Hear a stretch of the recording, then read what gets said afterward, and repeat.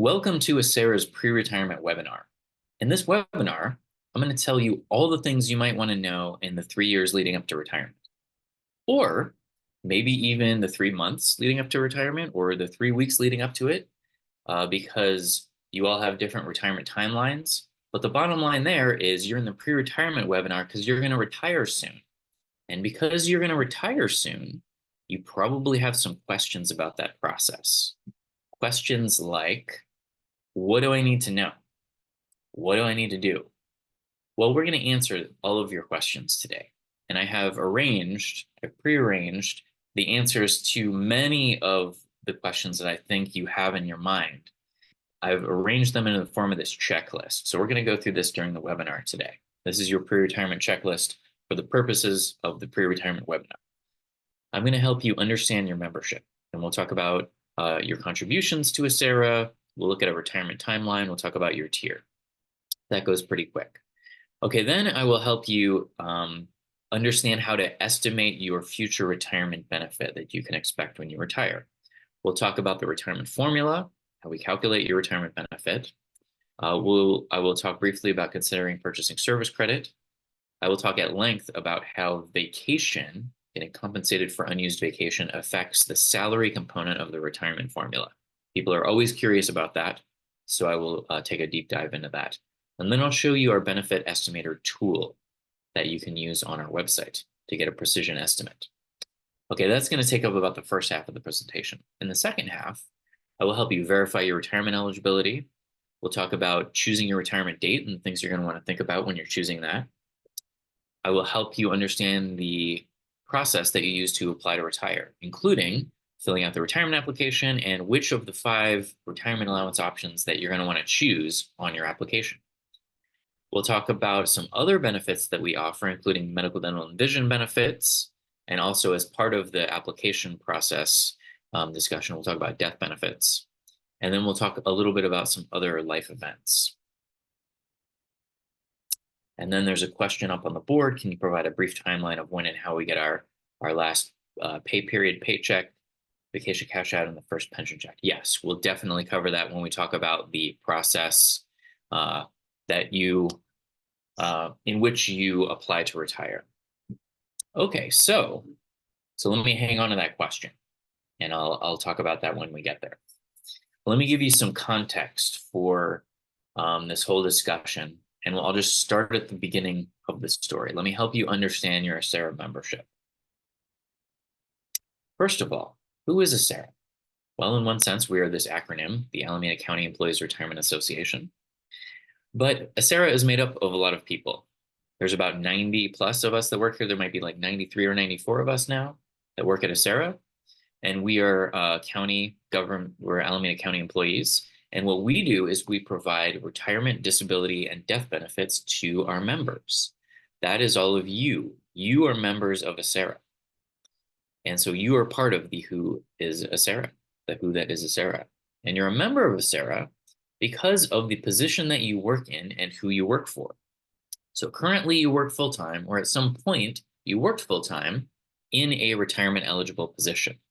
And that automatically made you a member of Acera, because this position that you're working in is for one of these 6 public agencies that uses Acera to provide retirement benefits to their employees. So you work for one of these employers in Alameda County in one of these retirement eligible positions, and that makes you automatically an Acera member. As soon as you got that position, you became an Acera member. And your membership is mandatory with Acera in that full-time retirement eligible position. Now, as an Acera member, you contribute to Acera's fund with every paycheck. So every time you get paid, a portion of your check comes out. Do I have a screenshot of that? Nope, that's a different presentation. But every time you get paid, if you look at your paycheck in the pre-tax deductions column, you'll see a line that says retirement, and some money comes out of your check, goes into Acera's fund. Also, every time that happens, your employer contributes money on your behalf. So you're contributing to Acera's fund, your employer is contributing, and we don't want that money just to sit around and collect dust. We invest it in a diverse portfolio all over the world, and we earn a lot of interest on that money. And it's these 3 sources of income combined that give us this big pool of money that we call Acera's fund. So why are we collecting all this money and investing it and earning more money? What are we going to do with that money? Well, the reason we're doing that is because you are earning credit toward a pension benefit in the future. As you work throughout your entire career, you're earning more and more credit toward retirement. And then at some point in the future, you're going to retire and you're going to stop earning credit toward retirement, and you will then start collecting the retirement that you've earned. And that retirement comes in the form of a monthly retirement allowance. You're going to get paid this allowance on the last business day of the month, every month for the rest of your life. It's a lifetime pension. You cannot outlive your retirement because it happens every month on the last business day of the month for the rest of your life. It's a really beautiful thing. It's a secure retirement that you can count on. Now, as I go through, I'm going to be talking about this retirement allowance. I might throw around some other terms like pension, pension benefit, pension allowance, retirement benefit, retirement allowance. These are all synonyms for this same concept. This is the monthly payment that you get every month for the rest of your life that you have earned. Now, let me show you this timeline. These are some of the milestones that you will expect to see during your membership with Acera. So the first milestone is your date of hire. This is your first day in that full-time retirement eligible position. For most of you, what will happen is you start in that full-time retirement eligible position, and then 2 weeks goes by, and the first day of your second pay period, that is your first day of membership in Acera, also known as your Acera date of entry. And this is when you start earning credit toward retirement. So there's a 2-week lag time. Now, there's a couple of employers. I think it's Livermore Area Recreation Parks District and the Housing Authority of the County of Alameda that there is no 2-week lag. Your date of hire in that full-time retirement eligible position is your first day of Acera membership. And then some of you, there might be some time that you worked before this where you were not working in a full-time retirement eligible position. That doesn't count toward your membership. Some of that may be purchasable. I'll talk about that in a minute, but you don't become a member until you get hired into that full-time retirement eligible position. Okay. And then for most of you, 2 weeks goes by, you become an Acera member. Okay, then what happens is you work for 5 years full-time or the equivalent of full-time. And you become what we call vested in the retirement system. Vesting is kind of a loose concept, but what happens at 5 years is that you start being able to access some of the guaranteed benefits. Vesting just kind of means guaranteed. So once you're vested in the system, you're guaranteed the vested benefits. You're basically guaranteed the guaranteed benefits. So that happens at 5 years of service credit. Now, some point after that, through some combination of your years of service credit, and when I say service credit, I'll tell you more about that concept in a minute, but essentially, like if you work as an Acera member for 5 years or 10 years, let's say 10 years full-time, you're in 10 years of service credit, basically. So there's some combination in the future of your years of service credit and your age that get you to retirement eligibility. There's a few different combinations. I'll show you what those are during the presentation. It's going to be a little bit different for everyone. But at that point, this is the first day that you are physically eligible to retire. Now, you can retire on this day if you want. Many people do not. Probably the majority of people do not, because you can continue working and earning more and more credit toward retirement. And that would mean a higher pension payment when you finally do retire. And that's why in the timeline, there's a gap between retirement eligibility and when you're going to finally retire.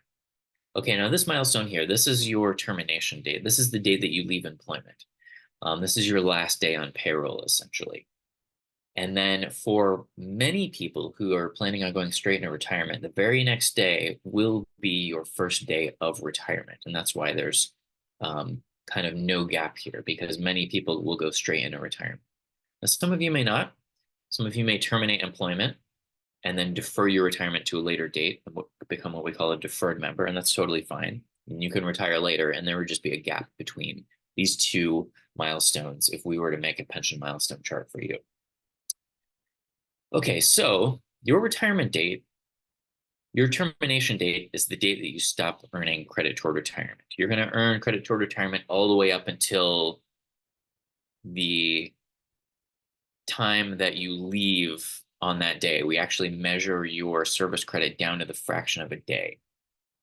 And your retirement date is the day that you start earning the retirement benefit that you have. You start collecting the retirement benefit that you've been earning throughout your entire career. This is a date that you choose. You tell us, and I will help you figure out how to choose that date in the second half of the presentation. Okay, there's a couple more milestones on here. So now you're retired. Your retirement payments stop upon your death because it's a lifetime pension. It happens every month for the rest of your life. But at the time of retirement, when you're filling out your retirement application, you can choose among 5 different options, and many of the options will allow you to leave a continuance payment to a beneficiary, sometimes more than one beneficiary. And often that continuance payment will be for the rest of your beneficiary's life, which is why your beneficiary's death is the final milestone on the pension milestone chart. So if you were able to leave a continuance to them, we would start paying them a monthly payment known as a continuance every month for the rest of their life until their death. And that would conclude us paying out the benefits to you that you have earned in a SARA. Okay, and then regarding the questions up on the board, that's all going to be like the question up on the board, that's all going to be little moments within this period around retirement. So I will definitely revisit your question when we get there. Okay, at this point, I want to introduce you to this tool that we created for you. In the email you received, if you are watching this live right now, there was a link to this worksheet to go ahead and download it. If not, you can go ahead and type in your browser, acera.org/worksheet, and the PDF will pop up. Otherwise, I'll just show you how to navigate there.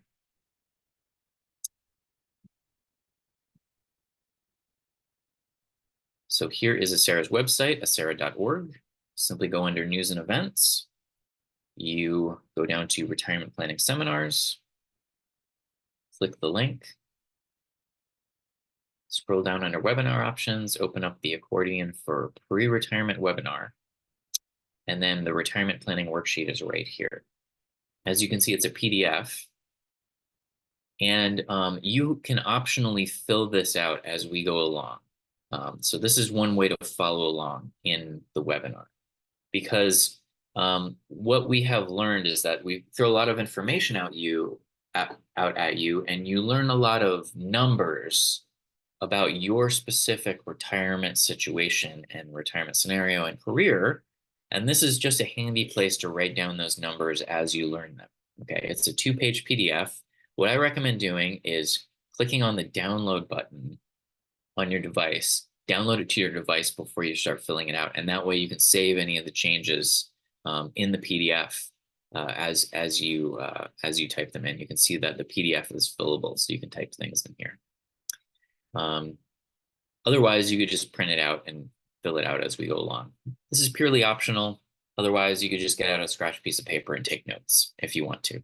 Or if you have a really good memory, feel free to just sit back and follow along with the presentation as we go along.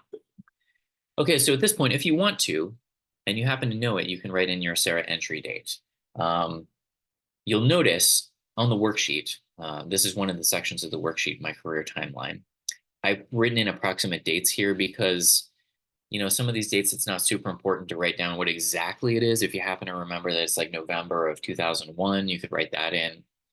If you do want to know your exact Acera entry date, you can always log into your account on our website.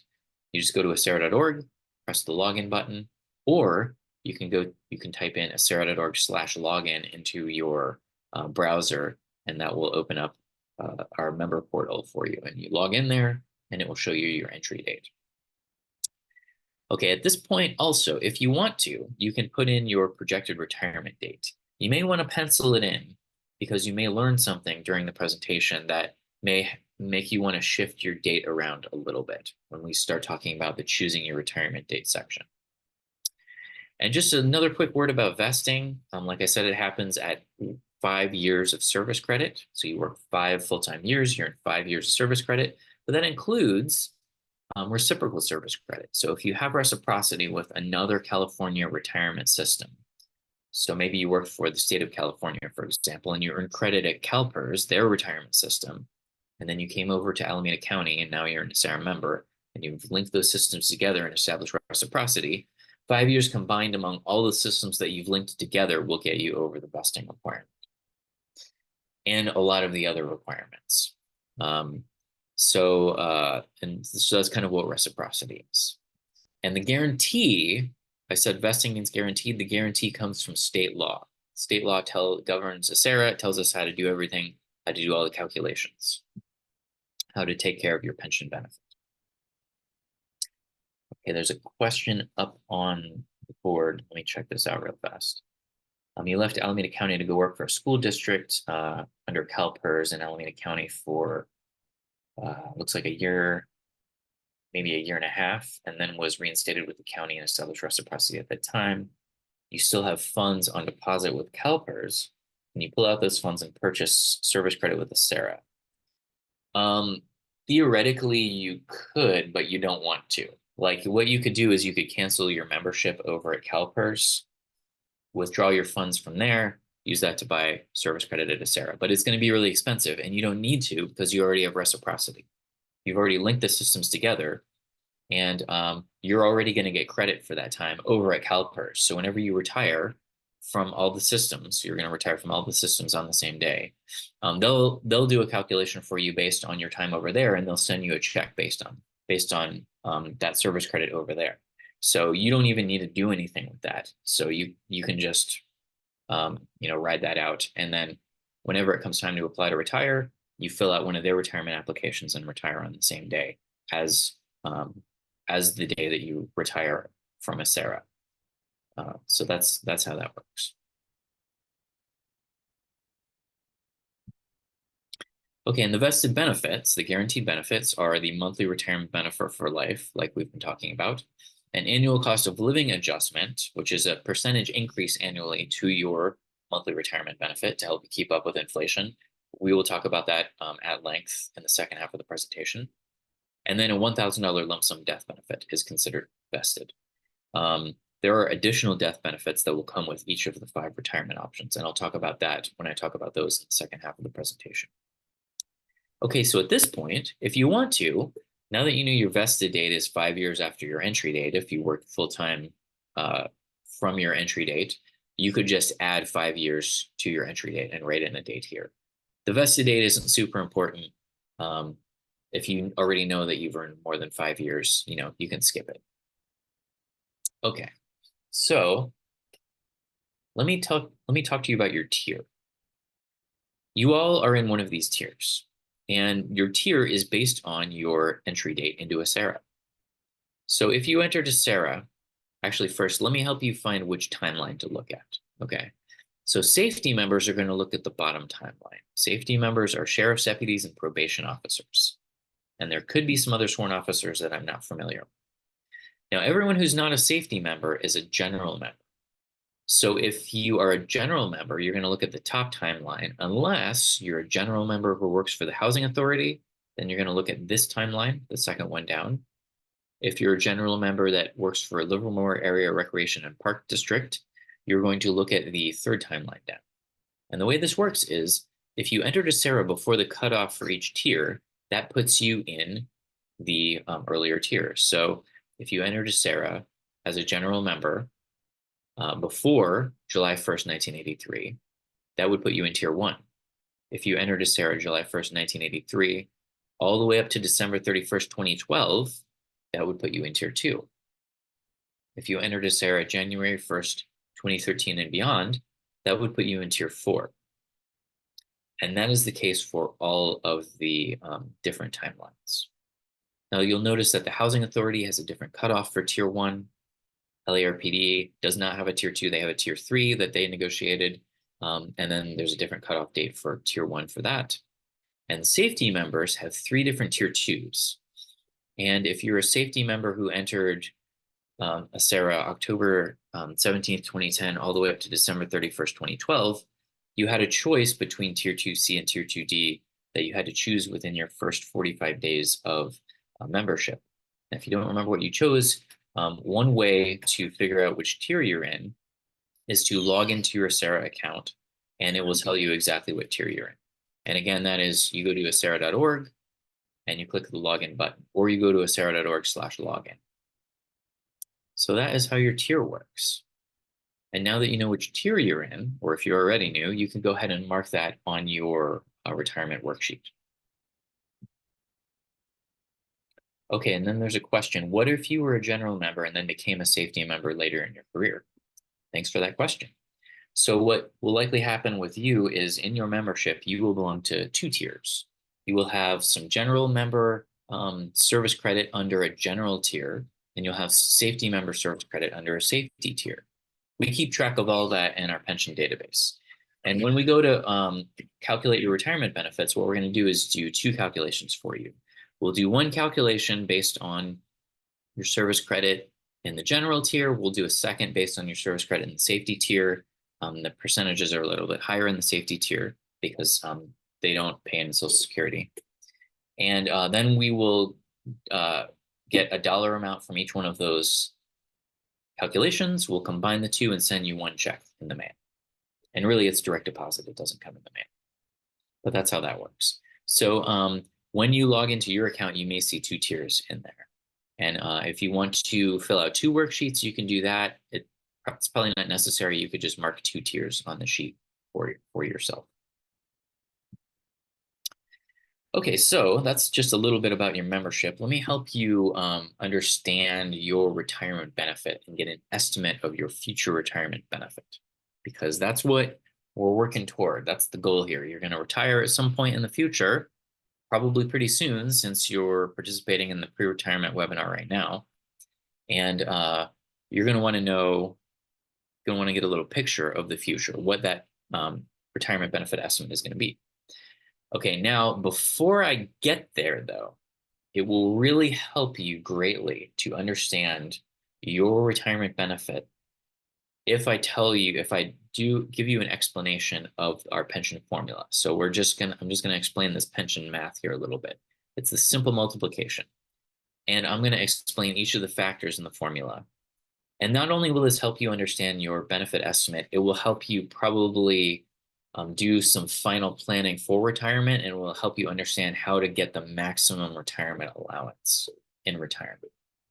So let's jump right into this.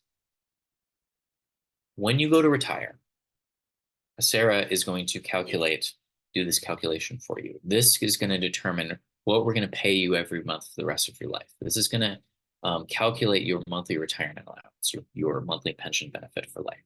Okay. And you can see there's three factors in here. When I said earlier that you're earning credit toward retirement, you're earning credit in these three categories.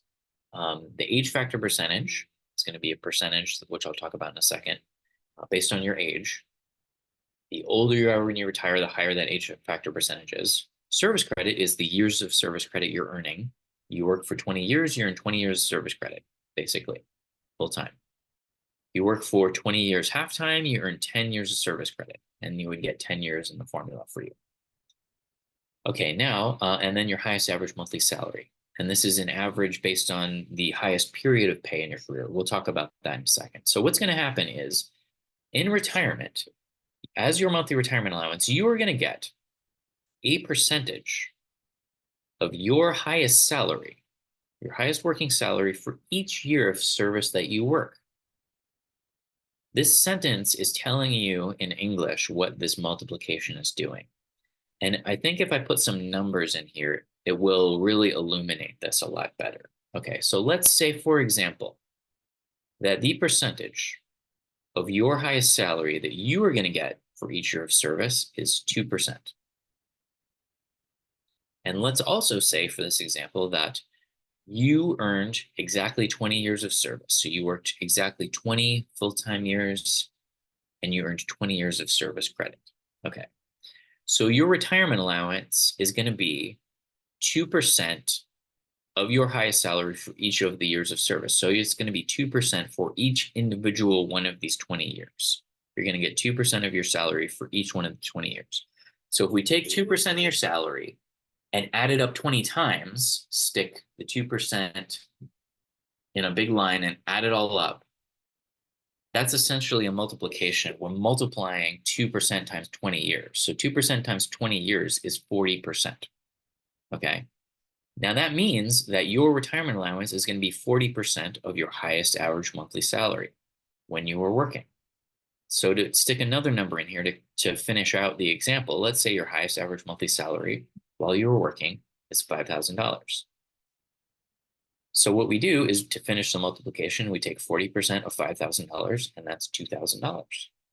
So you see, it's pretty simple. And this would be what you would get paid every month for the rest of your life.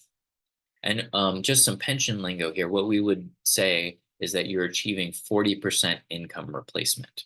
You're replacing 40% of your working income with your retirement allowance. Now, the bottom line here, as you can see, since this is a multiplication, the larger any of these numbers are, the larger the age factor percentage based on retiring at an older age, the larger the service credit based on working more years, the larger the salary based on getting raises and cost of living increases, or perhaps higher paying positions, equals a higher monthly retirement allowance for life. So the way to maximize your retirement allowance is to maximize each one of these three individual numbers by retiring at the oldest age that makes sense for you, earning more years of service credit, and earning higher and higher salaries. So what I'm going to do now is give you a few more details about how we calculate each one of these three factors to help you understand each one of these concepts a little bit better. And that will help you understand really how to truly maximize each one of these numbers.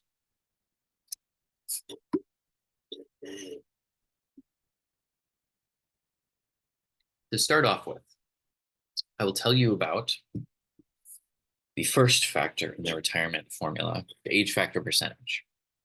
Okay, so your tier comes with a set of age factor percentages, and you're seeing some examples of those in this age factor percentage chart. So what you're going to do is you're going to look at the chart and you're going to look at your tier, and you're going to look at that one column and you're going to forget all the other columns because those numbers don't apply to you. So if you're a general tier 2 member, you would be looking at this column. If you're a general tier 4 member, you would be looking at this column, etc. If you're a safety member, you're looking at this half of the chart. Okay, so let's say that you are a general tier 2 member and you're going to retire at age 62. You fill out your retirement application. We see that you're retiring at age 62, and we need to stick a number in this part of the formula for you. So we're going to come out to the chart and we're going to go, okay, you're a general member, you're tier 2, you're retiring at age 62. Where does that intersect? 2.09%. That is the percentage that you are going to get. That's the percentage of your highest salary you're going to get for each year of service. So you can see that the 2% that I was giving you was just an example. It's actually going to be based on your age of retirement and the percentage that we pull from this chart. Now, these are all the percentages that are written into the law for your tier. And so these percentages don't change, and you don't change tiers. So your tier is your tier. You can see that the older you are when you retire, the numbers get bigger and bigger. They get higher and higher. The percentages get higher and higher. That means that the older you are when you retire, the higher the percentage of your salary you're going to get for each year of service, up to a maximum for your tier, which is denoted by the blue box in each one of the columns. So if you're a general tier 2 member, you retire at age 65, you get 2.43% in the formula for you. If you retire 66, or 67 or 77, you would still get the 2.43% in the formula for you. So at a certain age, you max out the age factor percentage for you and it stops increasing and you just get whatever the maximum age factor percentage is for your tier. Okay, you'll also notice something about this chart is that I skipped a bunch of the ages.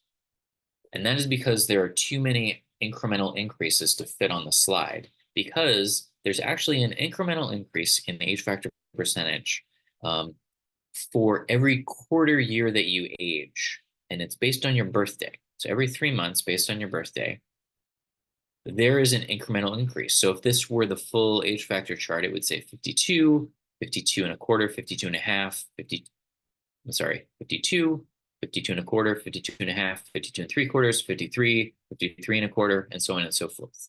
And there would be a slight increase as long as it's underneath the maximum age factor percentage. There would be a slight increase for every one of those quarter years that you age, that you don't retire yet. And like I said, it's based on your birthday. So if your birthday is January 15th, for example, one quarter after your birthday is April 15th. Another quarter after your birthday is July 15th. Another quarter after that is October 15th. And then back to your January 15th birthday. So every time you pass one of those dates and don't retire, you go up one notch in this age factor chart and you get a slightly higher age factor percentage in the formula for you. So being cognizant of those dates is one way to maximize the age factor percentage and maximize your retirement allowance.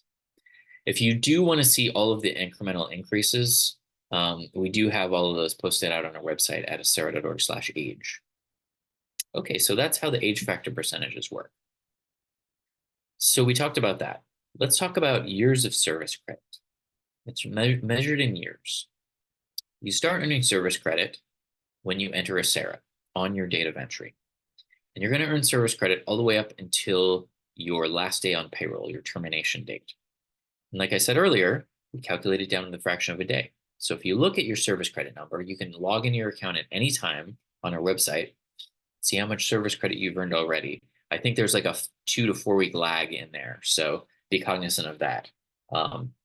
But you will find that, let's say you've worked 15 plus years, you'll see your service credit will say like 15.678253.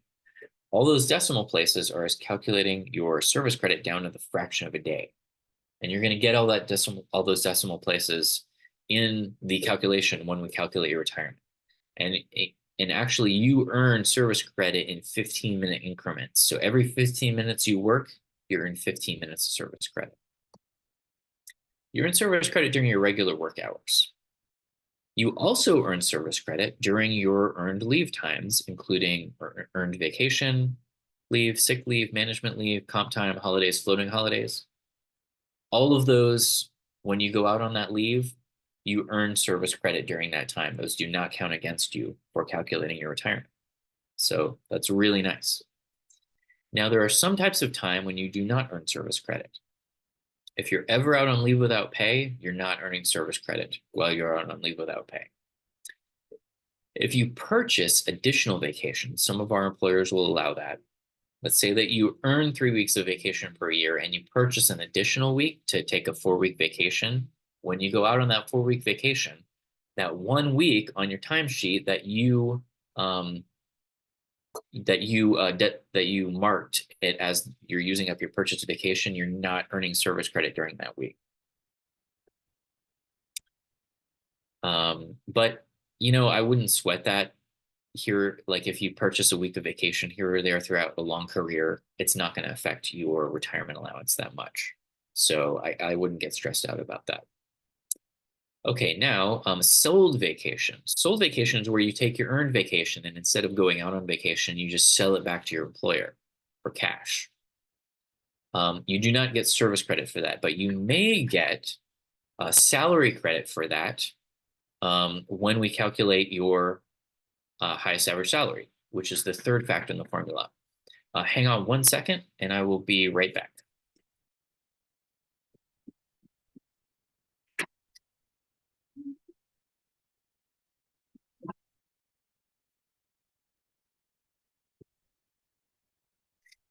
Sorry about that.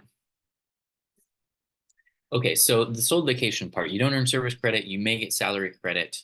We'll talk about that at length in just a few minutes.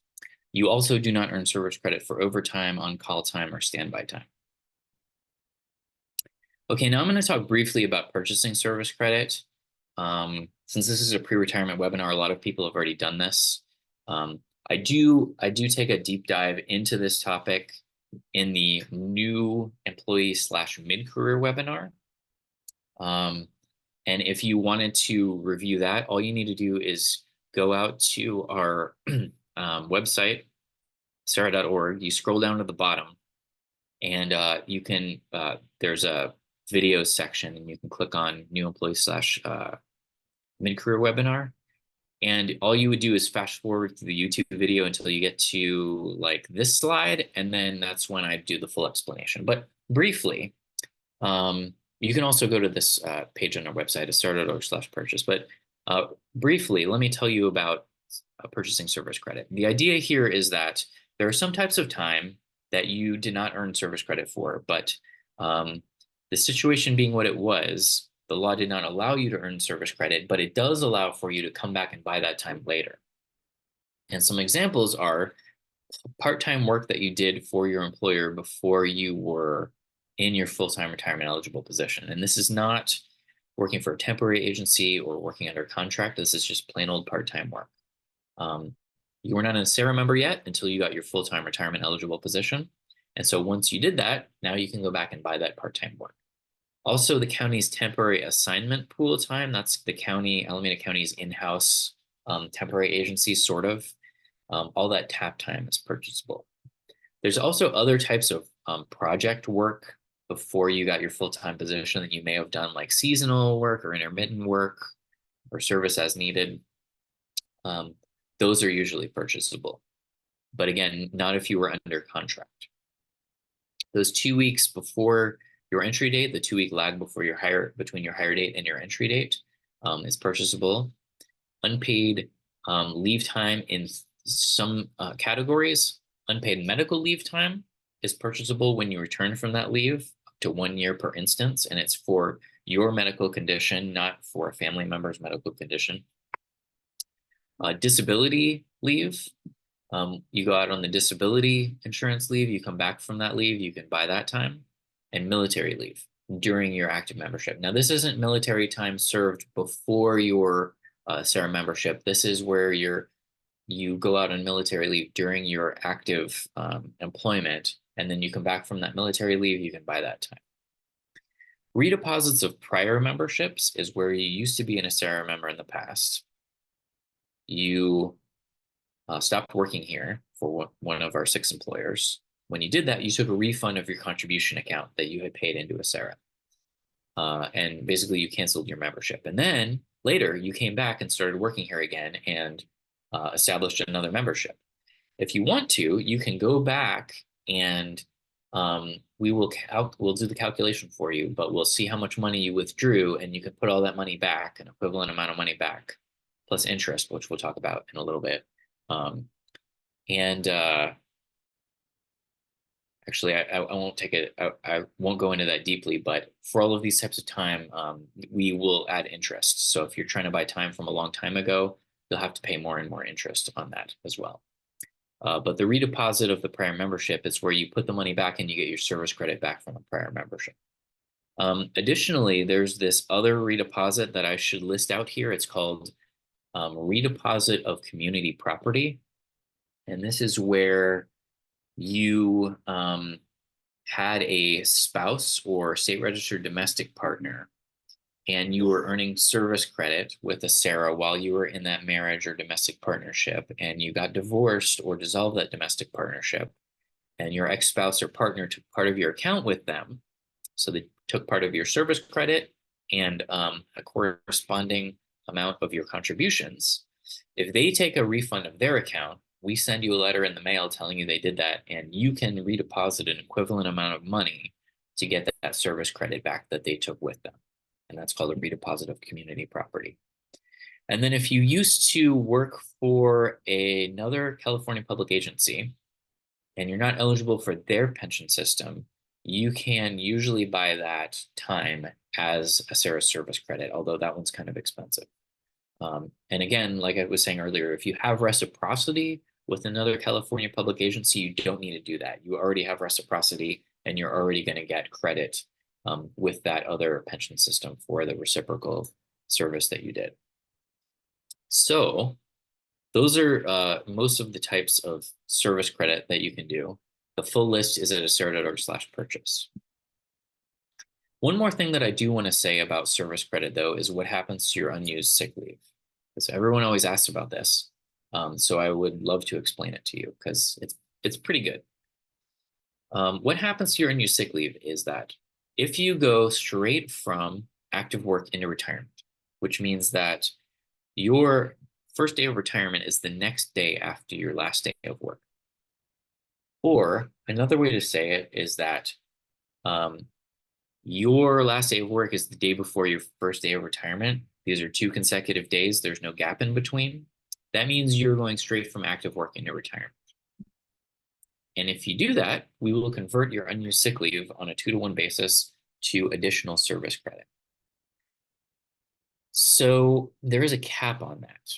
And the cap is in your memorandum of understanding, which is what MOU stands for. And the way it works is we take the sick leave that we can convert up to the cap, we divide it by 2, and we give you additional days of service credit in the formula when we calculate your retirement.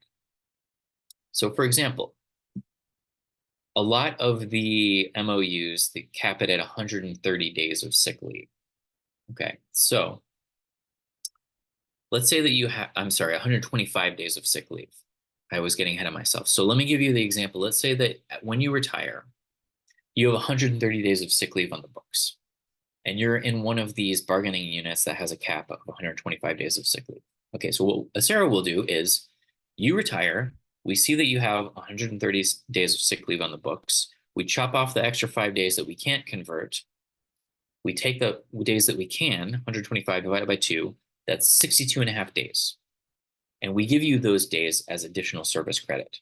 Now, this is not calendar days, this is work days. So if you take 62.5 work days and spread it out over the work weeks, that's a little over 12 work weeks. That is probably about a quarter year. So you would get like an additional 0.25 years of service credit in the formula for you. Now, all this does is it increases your service credit number. It does not push out your retirement date at all. It doesn't change what your date of retirement is. It just increases the amount of service credit we put in the formula for you. And then there's a question, what is the sick leave cap if you're unrepresented? So I think what usually happens, I'm going to take a wild guess here. I think probably unrepresented usually follow what ACMEA does. And if I recall correctly, ACMEA does not have a cap in their MOU. So my wild guess is that there would be no cap.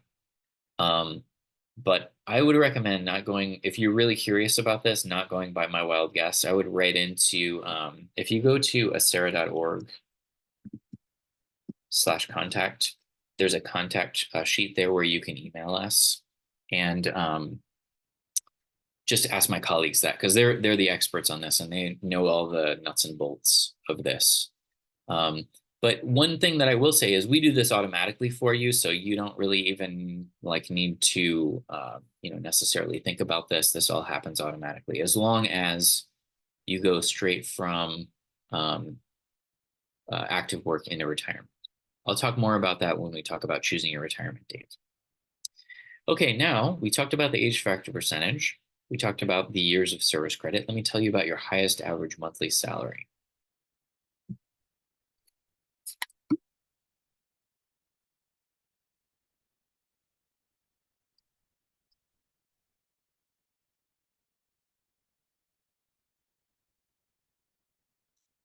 Okay, when we go to do this calculation, we need to calculate your highest average monthly salary. And we're going to do that by finding the highest period of pay, highest consecutive period of pay from your entire career. And this is known as your final compensation period. Now, if you're in tier 1 or tier 3, your final compensation period, your period of highest pay from your career, is your highest consecutive 26 biweekly or 12 monthly pay periods. If you're in tiers 2 and 4, your final compensation period is your highest consecutive 78 biweekly or 36 monthly pay periods. Essentially, if you're in tiers 1 and 3, your final compensation period is your highest year of pay. If you're in tiers 2 and 4, if you are in tiers 2 and 4, your highest, your final compensation period is your highest 3 years of pay. Now, our goal is to determine your highest average monthly salary. So we have to put that in the formula for you. So all we do is we look at your total pay during this highest year or highest 3 years, and we take an average. We do that by dividing by the number of months in that time. So 12 or 36, and that tells us your highest average monthly salary over that highest year or highest 3 years. And this is one of the 3 factors in the retirement formula. Now we're talking about gross pay here. And so people always ask about that. It's gross pay before any deductions are taken out. And the types of pay that are included in this calculation are, of course, your base pay. And then some other types of pay could be included, other pay codes. These are sometimes known as footnotes. There's like 1,000 other pay codes that people might have. And so I can't tell you off the top of my head whether they count toward this highest average salary calculation or not. But you can figure it out for yourself if you're curious by going to acera.org/paycodes and you pull up the list for your employer. It's a PDF. You find your pay code on there and it'll say yes or no whether it's in or out of this calculation. If you need help finding your pay code on the sheet, your payroll manager can help you find it. The one pay code that I do know that never counts is overtime. Okay, so there's 2 more bullet points that I'm going to add to this list. Vacation sales and vacation cash out. This is where you are paid for your earned vacation. You're compensated for your earned vacation that you're not going to take. And if that payment comes during this final compensation period, that some of that could be included as salary for the purposes of calculating your retirement. So I'm gonna talk about this in detail, and let me just establish some context for some people. Not all of you can do this. If you're in tier 4, you can't do this because when the state created tier 4, they disallowed this. So no vacation compensation will be included in your highest average salary calculation. And tier 3 members, the people who work for Livermore Area Recreation and Parks District, you also can't do this because your employer does not allow you to sell vacation, and you have to be able to sell vacation to be able to do this. You don't have to actually sell vacation for the rest of you, but you have to just have the opportunity to. So tier 4 and tier 3 people can take a little snooze. Sorry about that, but this will take about 10 minutes or so to talk about this. Okay, so here's the idea with these 2 last bullet points. Here's how this works, okay? You earn vacation while you work. And if you don't take your vacation, your employer will compensate you for that in the form of writing you an additional check or just, including more money in one of your paychecks, okay? Now you can be compensated for your earned vacation that you're not gonna take in 2 different ways at 2 different times, basically. The first one is called vacation sale or vacation sell, and this is where you sell vacation back to your employer while you're still employed. The second one is called vacation cash out, or sometimes it's called vacation payoff. And this is simply where you stop working, you terminate your employment, and often you're going straight into retirement. But you terminate your employment and you still have vacation, earned vacation, that you haven't used yet on the books. Well, they will cash you out for it at that time. They will send you a check for the value of that vacation that you didn't take, that you still have on the books. So that happens at termination. Now, if you were compensated for your earned vacation during your final compensation period, remember, this is your period of highest pay, either the 1 year or the 3 years, depending on your tier, that is what we're talking about. We're talking about your total vacation compensation for your earned vacation through a combination of vacation sales and vacation cash out. We're going to add it all up and look at the total vacation compensation. And this is only vacation that you were compensated for during the final compensation period. Now, for the vast majority of you, your final compensation period is going to be at the end of your career because you're making your highest rate of pay at the end of your career. So your highest consecutive pay periods are at the end of your career. In that case, any vacation cash out you do could be considered for as vacation compensation for calculating your salary. For some of you, though, you were making a higher pay rate earlier in your career. And so your final compensation period is going to be probably earlier in your career when you were making a higher rate of pay. And in that case, if you had sold vacation during that time, that vacation sale would be included. So mostly what I'm doing, I'm going to give you some strategies for maximizing this. And I'll tell you why in just a minute. Um, but mostly who I'm talking to are the people whose final compensation period is at the end of your career because you still have time to to look at selling vacation or cashing out vacation. I will also show you how to figure out when your final compensation period is probably going to be, because you can do that in the benefit estimating tool on when you log into your account on our website. Okay, so let's take a deeper dive into this. And some questions will probably pop up. I'll probably take those at the end because I have a few more slides on this vacation thing. Okay, so the idea here is that if you are compensated for your earned vacation that you're not going to take, and that compensation comes during your final compensation period, as we were just discussing, that means that the money that you made during your final compensation period, your total salary during that final compensation period, is a little bit higher because you got paid for some vacation that you didn't take. You made more money. Okay, now, when we go to calculate the average salary that you made over that final compensation period, because your total salary is higher, that means your average salary is going to be a little bit higher. Because your average salary is a little bit higher, and your highest average monthly salary is one of 3 multipliers in the retirement formula, that means when we calculate your retirement allowance, it's going to be a little bit higher.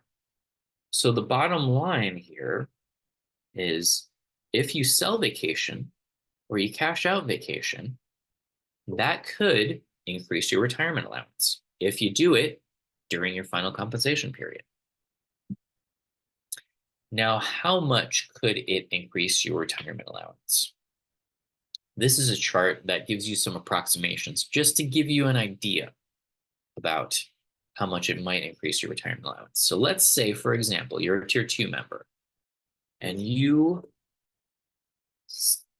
through a combination of selling vacation and or cashing it out, are compensated for 6 weeks of your earned vacation that you didn't take. Well, that would increase your retirement allowance by 3.8% approximately, and increases your retirement allowance at the time of retirement and for the rest of your life.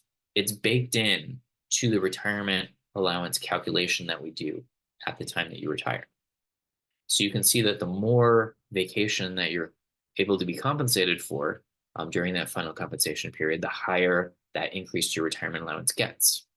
You can see that for tier 1 members, it's accelerated because of the shorter final compensation period, the 1-year final compensation period. Okay, now again, these are approximations. This is just to give you a general idea. The percentage increase isn't going to be exactly this, but it's close to what this is. And the reason I'm showing you this slide is because the law tells us that we have to do this calculation. The law tells us that for these certain members, tier 1 and tier 2 members, who can sell vacation and who are able to get cash out for vacation, that means that if you are compensated for your earned vacation during the final compensation period, we must consider that salary for calculating your retirement. And since we have to do it, that's why I like to go through and explain to you how exactly it's calculated and how much it increases your retirement allowance.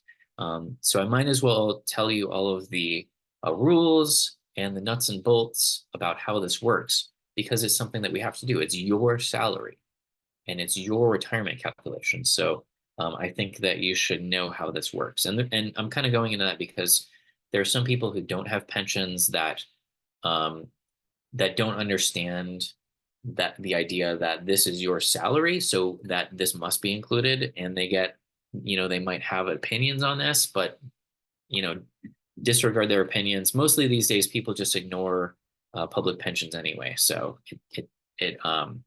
It doesn't even matter. Okay, so for a further explanation of how this works, there is a limit on, there's a cap. The law also, the law says we must include some of this vacation compensation, but they cap it, okay? And again, that's defined in state law. Let me help you figure out what your cap is for the maximum amount of vacation compensation that a SARA is allowed to include for you as salary for calculating your highest average monthly salary for calculating your retirement, okay? First of all, I'm going to talk to Alameda Health System employees because you earn vacation a little bit differently than everyone else. Alameda Health System employees earn PTO, paid time off, which is basically like vacation and sick leave kind of in one bucket, okay?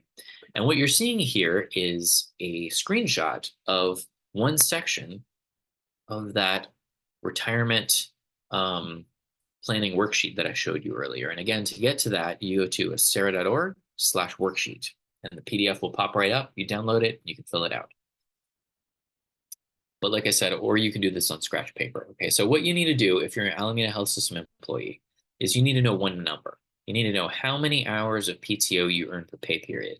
And I think it's on your pay stub, okay? And so you plug that in right here. In this example, this person earned 6.7692 hours PTO per pay period every time they get paid. Now you just need to do a simple multiplication. If you're in tier 1, you multiply by 13. And in this example, this person's limit of vacation compensation that we would be allowed to include as salary for calculating their retirement would be 88 hours worth of vacation compensation. If you're in tier 2, you multiply by 39. In this example, their limit is tier 2 person, their limit would be 264 hours of cash vacation compensation is what we would be allowed to include as salary for calculating your retirement. Now, there's one exception. If you're an AHS employee and you're in the UAPD union, there's a flat limit. You don't have to do any math. Tier 1, the limit is 120 hours. Tier 2, the limit is 360 hours.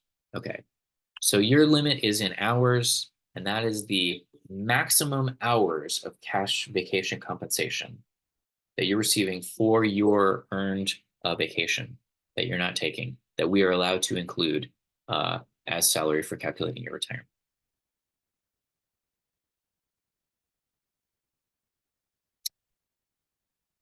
Okay, and let me just give you all a reminder to, if you have questions, go ahead and type those into the Q&A. I've tried the raise hands thing in the past, and it gets super complicated. So it's much easier to keep things moving if you type those questions in the Q&A. Okay, so now let me talk to the county and other employees. And when I say that, let me just verify something here.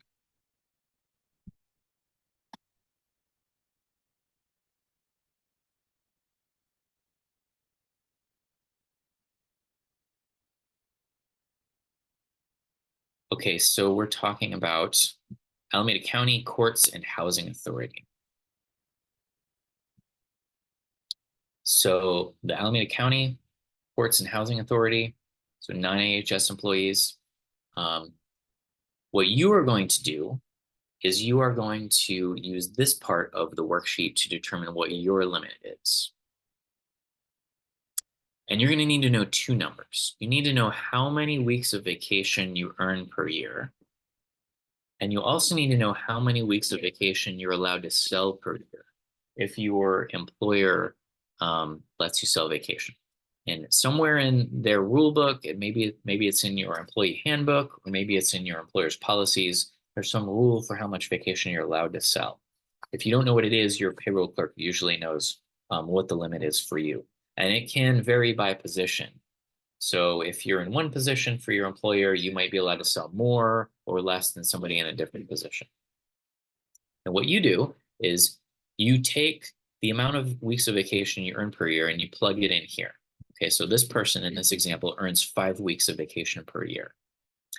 And then you plug in how many weeks of vacation you're allowed to sell per year. In this example, this person is allowed to sell 2 weeks of vacation per year. Now, if you're in tier 1, you stop there and you only fill out the first column. If you're in tier 2, you're going to have to fill out all 3 columns because you have a 3-year final compensation period. So what you need to do is think about what your 3-year final compensation is probably going to be. Often, like I was saying before, you take your date of possible retirement, and if you're working full time and you're making the highest rate of pay at the end of your career, it's going to be the last 3 years leading up to your retirement date. So you just take your date of retirement, subtract 3 years. Another way to do it is to do an estimate on our, you go into our member portal, you go to acera.org and you log into your account and you run a benefit estimate. And then there will be pages like 2 through 4 or 5 will show you all of the pay periods that are going to be included in your final compensation period. And so what you're going to want to do is plug in the amount of vacation you earn in each one of those 1-year periods. You take the 3 years and divide it into three 1-year periods, and you say how much vacation you were earning at the end of each one of those years.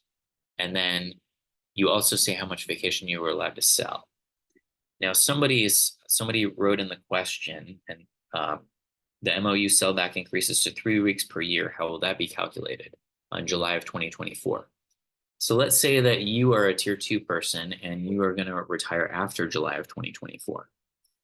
Let's say you're going to retire in September of 2024. Well, that means that at the end of this last 1-year period, it went from 2 to 3. And so you would put a 3 in here, okay?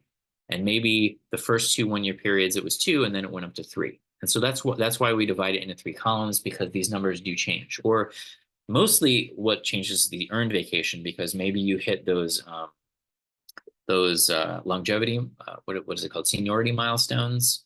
After 10 years, I think you start earning 4 weeks of vacation. And then after 21 years, you start earning 5 weeks of vacation. So you may be earning additional vacation. The vacation amount that you earn may change over that period as well. So you just put in the numbers that pertain to your particular scenario. Okay. And then what you're going to do is take all of these numbers and you go out to this calculator on our website. You type in acera.org/vacation into your browser, and it will take you right to the calculator. Let me show you how that works. Okay. So I'm just going to type in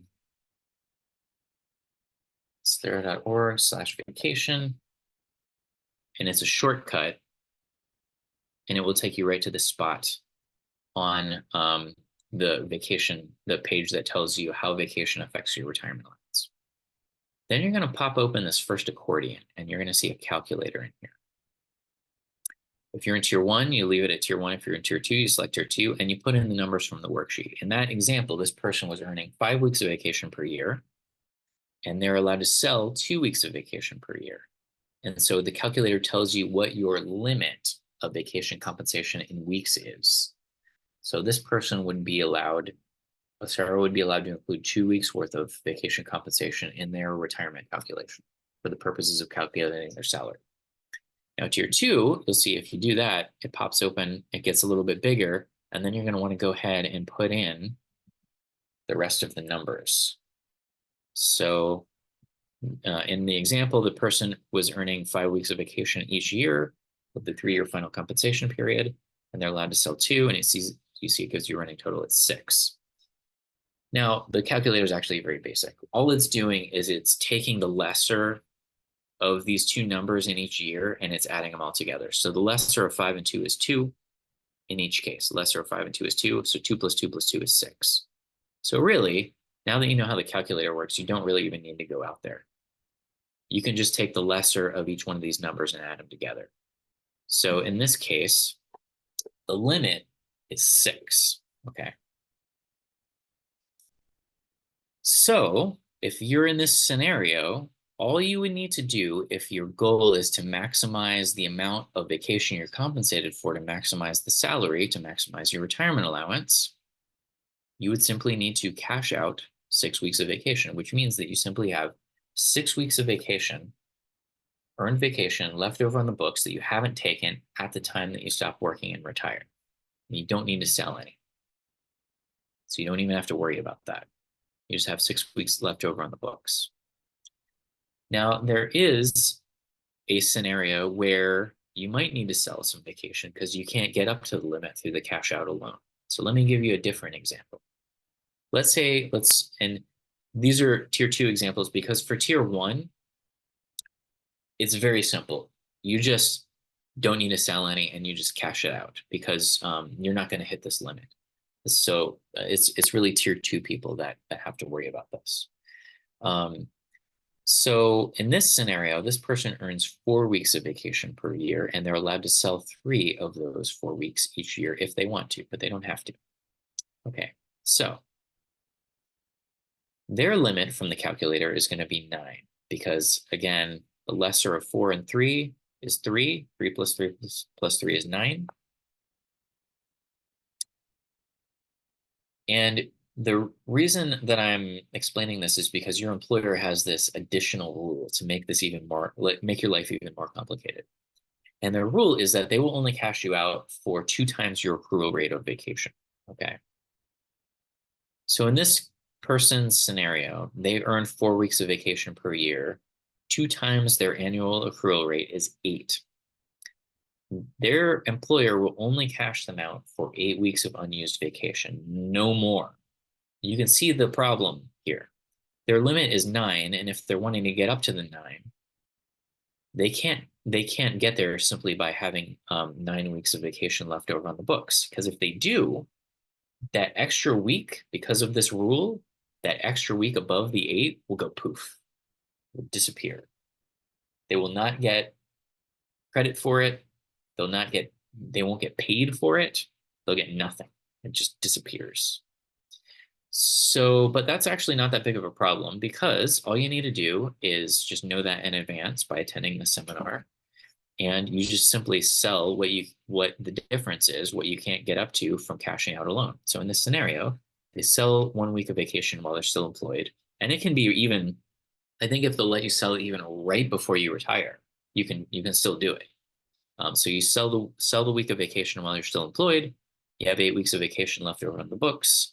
When you stop working, that 8 plus 1 is 9, and that gets you up to your limit in this scenario. Okay, so let me give you one more example because people ask this question.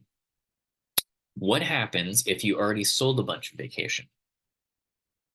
Let's say that you already sold 5 weeks of vacation during that final compensation period. And let's stick with the scenario where your limit is 9 weeks of vacation compensation. Well, what do? Well, you have 2 options. It's actually not a problem. One option is to cash out the difference. So you just calculate what your limit is, you see how much vacation you've sold, and you just cash out the difference. In this example, they sold 5 weeks of vacation during their final compensation period. They simply need to have 4 additional weeks of vacation on the books in order to get up to the 9 to achieve the maximum amount of vacation compensation we're allowed to include for their salary calculation. That's option number 1. Option number 2 is you could cash out more, up to 2 times your accrual rate, and that's perfectly okay. So in this, sticking with the same limit scenario, this person, they sold 5 weeks of vacation while they're still employed, and they still had a whole bunch of vacation left over on the books when they stopped working. They had 8 weeks left. As long as it's not over 2 times their accrual rate, they'll get cashed out for all of that, which means they will have received cash for 13 weeks worth of their earned vacation that they didn't take. 5 weeks worth when they sold it back to their employer and their employer paid them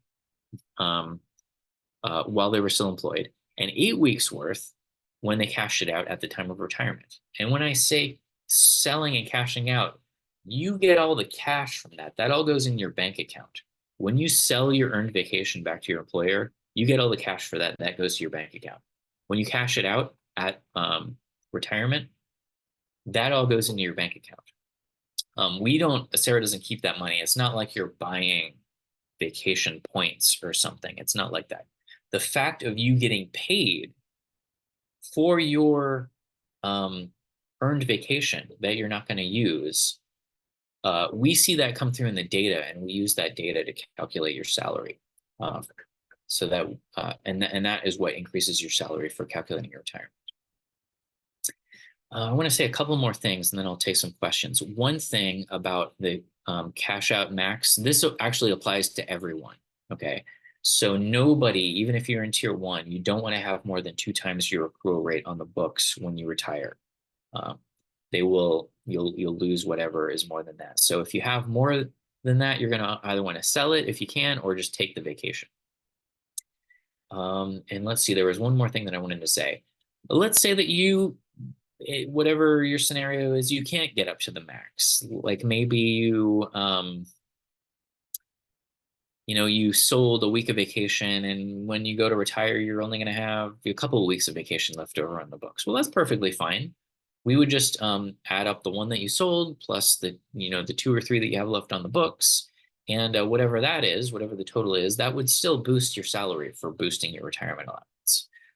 So whatever you can get compensated for during that final compensation period, that will help you out with your retirement allowance. Okay, let me take a couple of questions that are up on the board.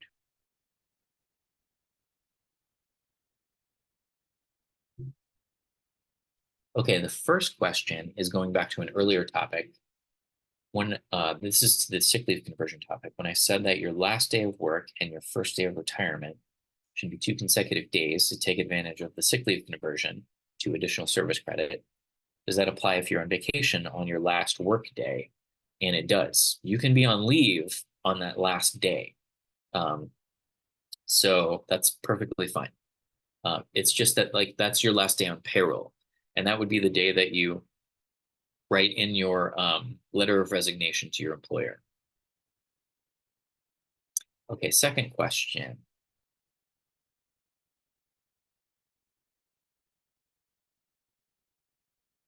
The question is, just to be clear, this additional vacation compensation percentage will be added to your calculated income replacement percentage. Is this correct? No, those are 2 different calculations. Let me think about that for just a second.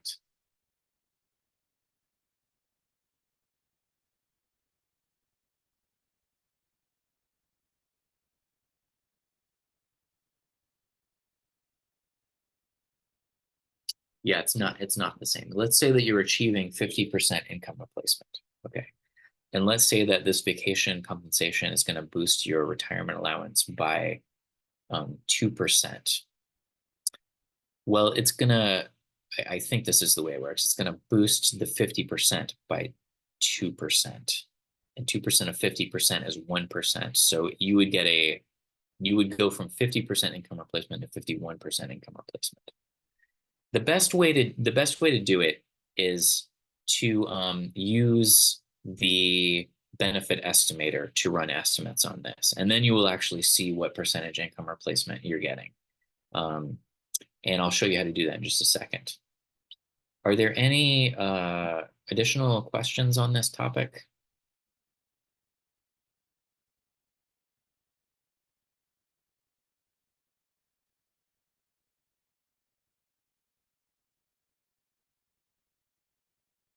Okay, let me know if you think of anything, because I feel like there might be some additional points out there to be made. So if you have any questions about that, let me know, and I'll return to that topic. Tier 3 and 4 members, thanks for bearing with us on that discussion.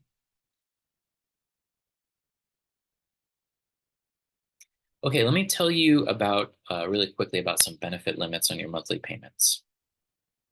The first is that by law, your retirement allowance is capped at 100% of your highest average monthly salary, which means that what it's trying to do is prevent you from earning more in retirement than you earned while you were working, and which is basically true. But as we just learned, the highest average monthly salary can be a slight bit higher if you do the vacation compensation.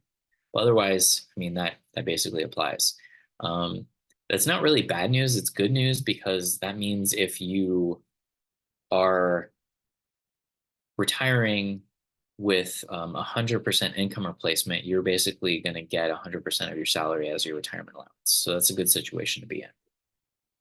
The second two limits, B and C, are for people who have really high salaries. So I'm not going to spend much time on that because there's not a lot of people who have those high salaries out there. But I do recommend if you do have those high salaries, go ahead and visit acera.org/limits, and there's some more details about those limitations.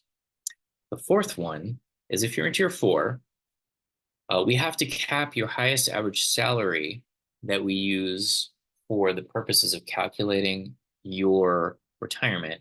We have to cap it at an annual dollar amount based on the Social Security wage index limit. So for example, for 2024, it's 151,446 for general members and 181,734 for safety members. So what that means is that if you earn more money than that, at some point in the year, let's say that in October, you hit that cap. Well, for the rest of the year, we stop collecting retirement contributions from your check because we're not going to be able to use more than this amount of dollars for calculating your retirement when it comes time to calculate your retirement. So we don't take the contributions out. And it does give you more money for the rest of the year to save in your 457B plan or in your personal savings. So sorry about that cap. That is just something that the state baked into the law that created tier 4. Okay, so let me show you now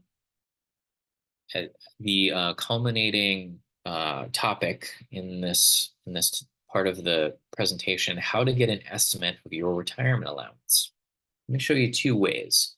One way is to get a quick ballpark estimate by using one of our income replacement charts. And you do this by, and this is a section on that retirement worksheet at acera.org/worksheet if you wanna fill it out. So what you do is you think of your plausible retirement scenario and you think, what age am I going to be retiring in this scenario? In this example, I'll use 58. And you will also think, okay, I know about when I started and know when I started earning service credit, how much service credit will I have earned if I retire at that age? In this scenario, I'm going to use 29 years of service credit. Okay, then you go out to your browser, you type in acera.org/ballpark, and it is going to link you, it's going to shortcut you to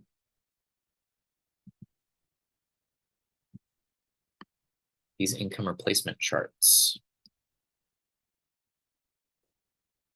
And this is just a nice illustration of what level of income replacement you're achieving in retirement. So I'm going to click on what you do is you click on the button for your tier. I'm going to pretend this is a general tier 2 member, and it's going to open up this PDF chart. And what we've done for you is we've multiplied out the age factor percentages times the years of service to give you your income replacement percentages. So you simply find your scenario where it intersects your age at retirement across the top and where it intersects with your years of service credit in your retirement scenario. I think, what was I doing? 29 years of service at age 58. And where those intersect is 50.03%. So that means that my retirement allowance in this scenario would be 50% of my working salary. One of the interesting things about this chart is if you start there and you proceed diagonally, you can see what the effect of is income replacement wise of working an additional year. If I worked an additional year, I would get 54.5% income replacement. If I worked another year after that, 59.42% income replacement. Or you can see what the effect of working a year less would be, 45.95% income replacement. Because if you're working full time, you age another year, you earn another year of service credit. So that's how that works. But let's stick with the 50%. And so all you do is you're going to achieve 50% income replacement. And if you want to, you can just kind of think about how much you earn per month. And just to continue the example, if maybe you earn $6,000 per month, And so 50% of that would be $3,000. So that's kind of a quick, bar napkin way of calculating your retirement allowance if you're sitting at the bar and wondering when you can get the heck out of your job. Okay, so number 2, let me show you how to get a precision estimate using our online benefit estimator. Maybe you want to do this instead. You pull out your smartphone or you go on your computer, you log into your account on our website. You can go to acera.org, you press the login button, or you go to acera.org/login, and you will get into that member portal. And in this scenario, what you're doing is you're gonna be thinking of a separation date and a projected retirement date. And this is another spot on that retirement worksheet if you want to fill it in, but you don't actually really need to, because once you go out to the website, you click the login button and you log in here, it's going to give you the benefit estimate, and it's going to, you can plug those right into your device. So once you log in, you click estimate a benefit, and it's going to take you to the estimate a benefit tool. I'm going to zoom in here so you can see it a little bit better. Okay, now you're thinking of your plausible retirement scenario. And in this case, you want to pick a couple of dates here that match that scenario. Now, since you're in a pre-retirement webinar, maybe you already have a really good idea of your projected retirement date. You go ahead and plug that in here. You do need to plug in a separation date. Your separation date is your last day on payroll. Your projected retirement date is your first day of retirement. And these have to be at least consecutive days. They can't be the same day. If you're one of those people who is going to stop working and defer your retirement to a later date, that's totally fine. You can plug that in here as well. There would just be a gap between these two dates. Okay. So in this scenario, this person is retiring in 2030, in March of 2030. And so I'm going to hit calculate. And what it's going to give you is a projected amount of service credit you will have earned in this scenario. So it's going to project forward more service credit for you based on the dates that you put in here, because you've logged in here as you. It already knows how much service credit you've earned. It has that in the database. So then it's going to fill in the rest of the time with more service credit. And this is the service credit number it's going to use when it does the calculation. It also gives you a salary projection based on whatever your last pay period was that it has in our database for you. And like I said, there's kind of a 2 to 4 week lag sometimes between when your employer sends the data over and when it gets uploaded here. So just be cognizant of that. You do have the opportunity to override both of those numbers if you want to. Why would you want to override the projected service credit? Well, maybe you want to see what the effect of a service credit purchase is, or maybe you want to see what the effect of that sick leave conversion is. Let's say that you are going to have the maximum sick leave conversion. You're in one of those MOUs that has 125 days of sick leave conversion, and you do it 125 days. And we convert it down to 62.5 days. You get a quarter year basically of additional service credit. Well, what you would do is take this number and add a quarter year to it. So get out your calculator, add 0.25 to this number, plug the new grand total in the override service credit field, and it'll use that number instead of this number to calculate this benefit estimate. Okay, so if you want a nice conservative estimate, you don't override the numbers. Okay, and that way you won't overestimate and be disappointed when you see your retirement allowance when you finally retire. Okay, now you can, if you want to, add hours of cash vacation compensation here. If you want to see what the effect of vacation compensation would be on your retirement allowance. I can tell you how to do that right here. First, let me show you what the estimate looks like. You're going to want to put in beneficiary information here, hit get estimate, and then this is what you receive, your retirement benefit estimate. It's a PDF, and this column right here is what your estimated monthly retirement payment for the rest of your life would be. Okay, let me show you how to use this field right here, and then I'll zoom in on this and show you more about the retirement benefit estimate. Okay, let's say that you are a Tier 1 and Tier 2 member, and you are interested in this topic of how vacation compensation affects your retirement allowance. You're so interested in it that you want to see it show up on your retirement benefit estimate. You want to see what the effect of it is in this retirement benefit estimate PDF? Well, you can do that by using that field where you can put in hours of cash vacation compensation. Now you can see that it's asking for hours of cash vacation compensation. Okay. What I want to do here is help you figure this out without overestimating. Okay. Just on a basic level, let's say that you want to see what the effect of 40 hours of cash vacation compensation would be. So like, you're going to get compensated for 1 week of your earned vacation. You could just put 40 hours in here. Okay.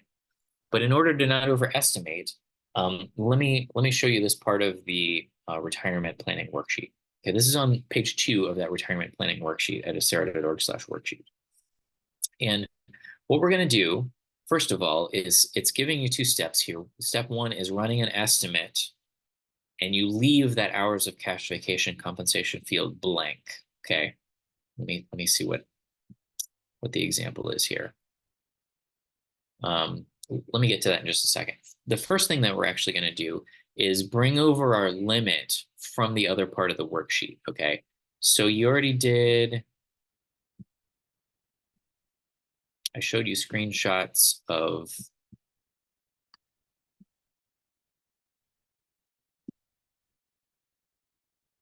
the worksheet. Going down to page 2. AHS employees, if you recall, we figured out what your limit of hours of cash vacation compensation is here. All you need to do is take the number that you got from here and transfer it down here. AHS members do that. For the county and other employees, you take your limit from here, from this field, and you transfer it over here. Okay, so you don't have to redo that. You just put in the number that you already learned. In this example, this person is a county employee. Their limit from the calculator is we are allowed to include 6 weeks of vacation compensation in their salary. And what you're going to do is convert it into hours. You take the weeks and convert it into hours. So you plug in how many hours you work per week, whether it's 40, 37 and a half, and you multiply them together, and then you convert your limit into hours. And for the AHS members, we already knew what your limit in hours is. Okay, then what you're going to do is you're going to look at that estimate that you ran where you left that field blank. And on page 2 of the estimate, actually probably pages 2 through 3, 4, 5, maybe, what it's going to show you are these pay periods that all make up your final compensation period. This is all the pay that is going to be included in the calculation to calculate your highest average monthly salary. And you'll see here, if you sold vacation during that time, it will show you how many hours you sold, and it will show you how much you were compensated for it. So you're just going to look at the hours, and you're going to think, how many hours did I sell? And you add them all up. So let's say that you look at this column, and one of these pay periods, you sold 40 hours worth of vacation. So you're going to want to put the 40 hours in here and subtract it out from your limit.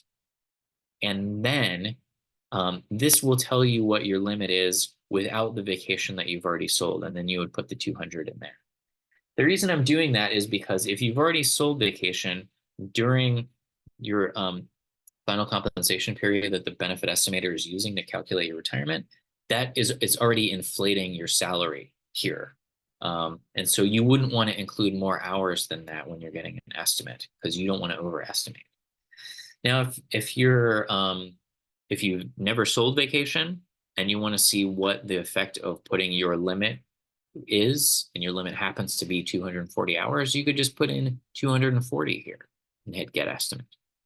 Regardless, if you put in hours of cash vacation compensation here, it's going to show you the effect of having that included in your salary calculation in the next estimate that you run.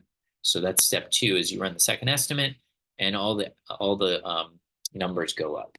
Okay, so zooming in here, the bottom line here, regardless of whether you include hours of cash vacation compensation in your benefit estimate or not, is that on this PDF benefit estimate that you end up with, it's going to give you a member monthly benefit estimate for your future retirement allowance. This is what it is projecting you're going to get paid every month for the rest of your life. should you choose the unmodified option? Or should you choose option 1 or option 2 or option 3 or option 4? Now, you're going to choose one of these options, and I'm going to talk about those options in just a few minutes. For right now, you could just look at this number right here if you want to plug that into your retirement planning worksheet. If you don't want to do that, a better way might be to just take this retirement benefit estimate, save it in a folder on your device, and it gives you all the numbers here. Or you could, if you like prints, you could just print out the PDF. But this column right here is what it's estimating your monthly retirement allowance is going to be depending on which option you choose. Okay, so that's 2 ways to get an estimate. There's a third way, which is that you could have us calculate it for you. And you submit a retirement estimate request form to us. You can find that on our forms page at sarah.org/forms. There is a waiting period for this because it takes us a while to do it because one of my colleagues, one of our retirement specialists, has to take your request. They have to kind of manually do it in our pension software, and then they send you the estimate in the mail. So there, it can take some time. There's a queue for these because we get a lot of these requests. They are going to use the exact same software that this uses. So you're going to get the same results. So I highly recommend just doing the retirement benefit estimate because you get a precision estimate and you can do that in 5 minutes and you get it instantaneously. You don't have to wait for it to come in the mail. Okay. So that's the biggest topic that we cover.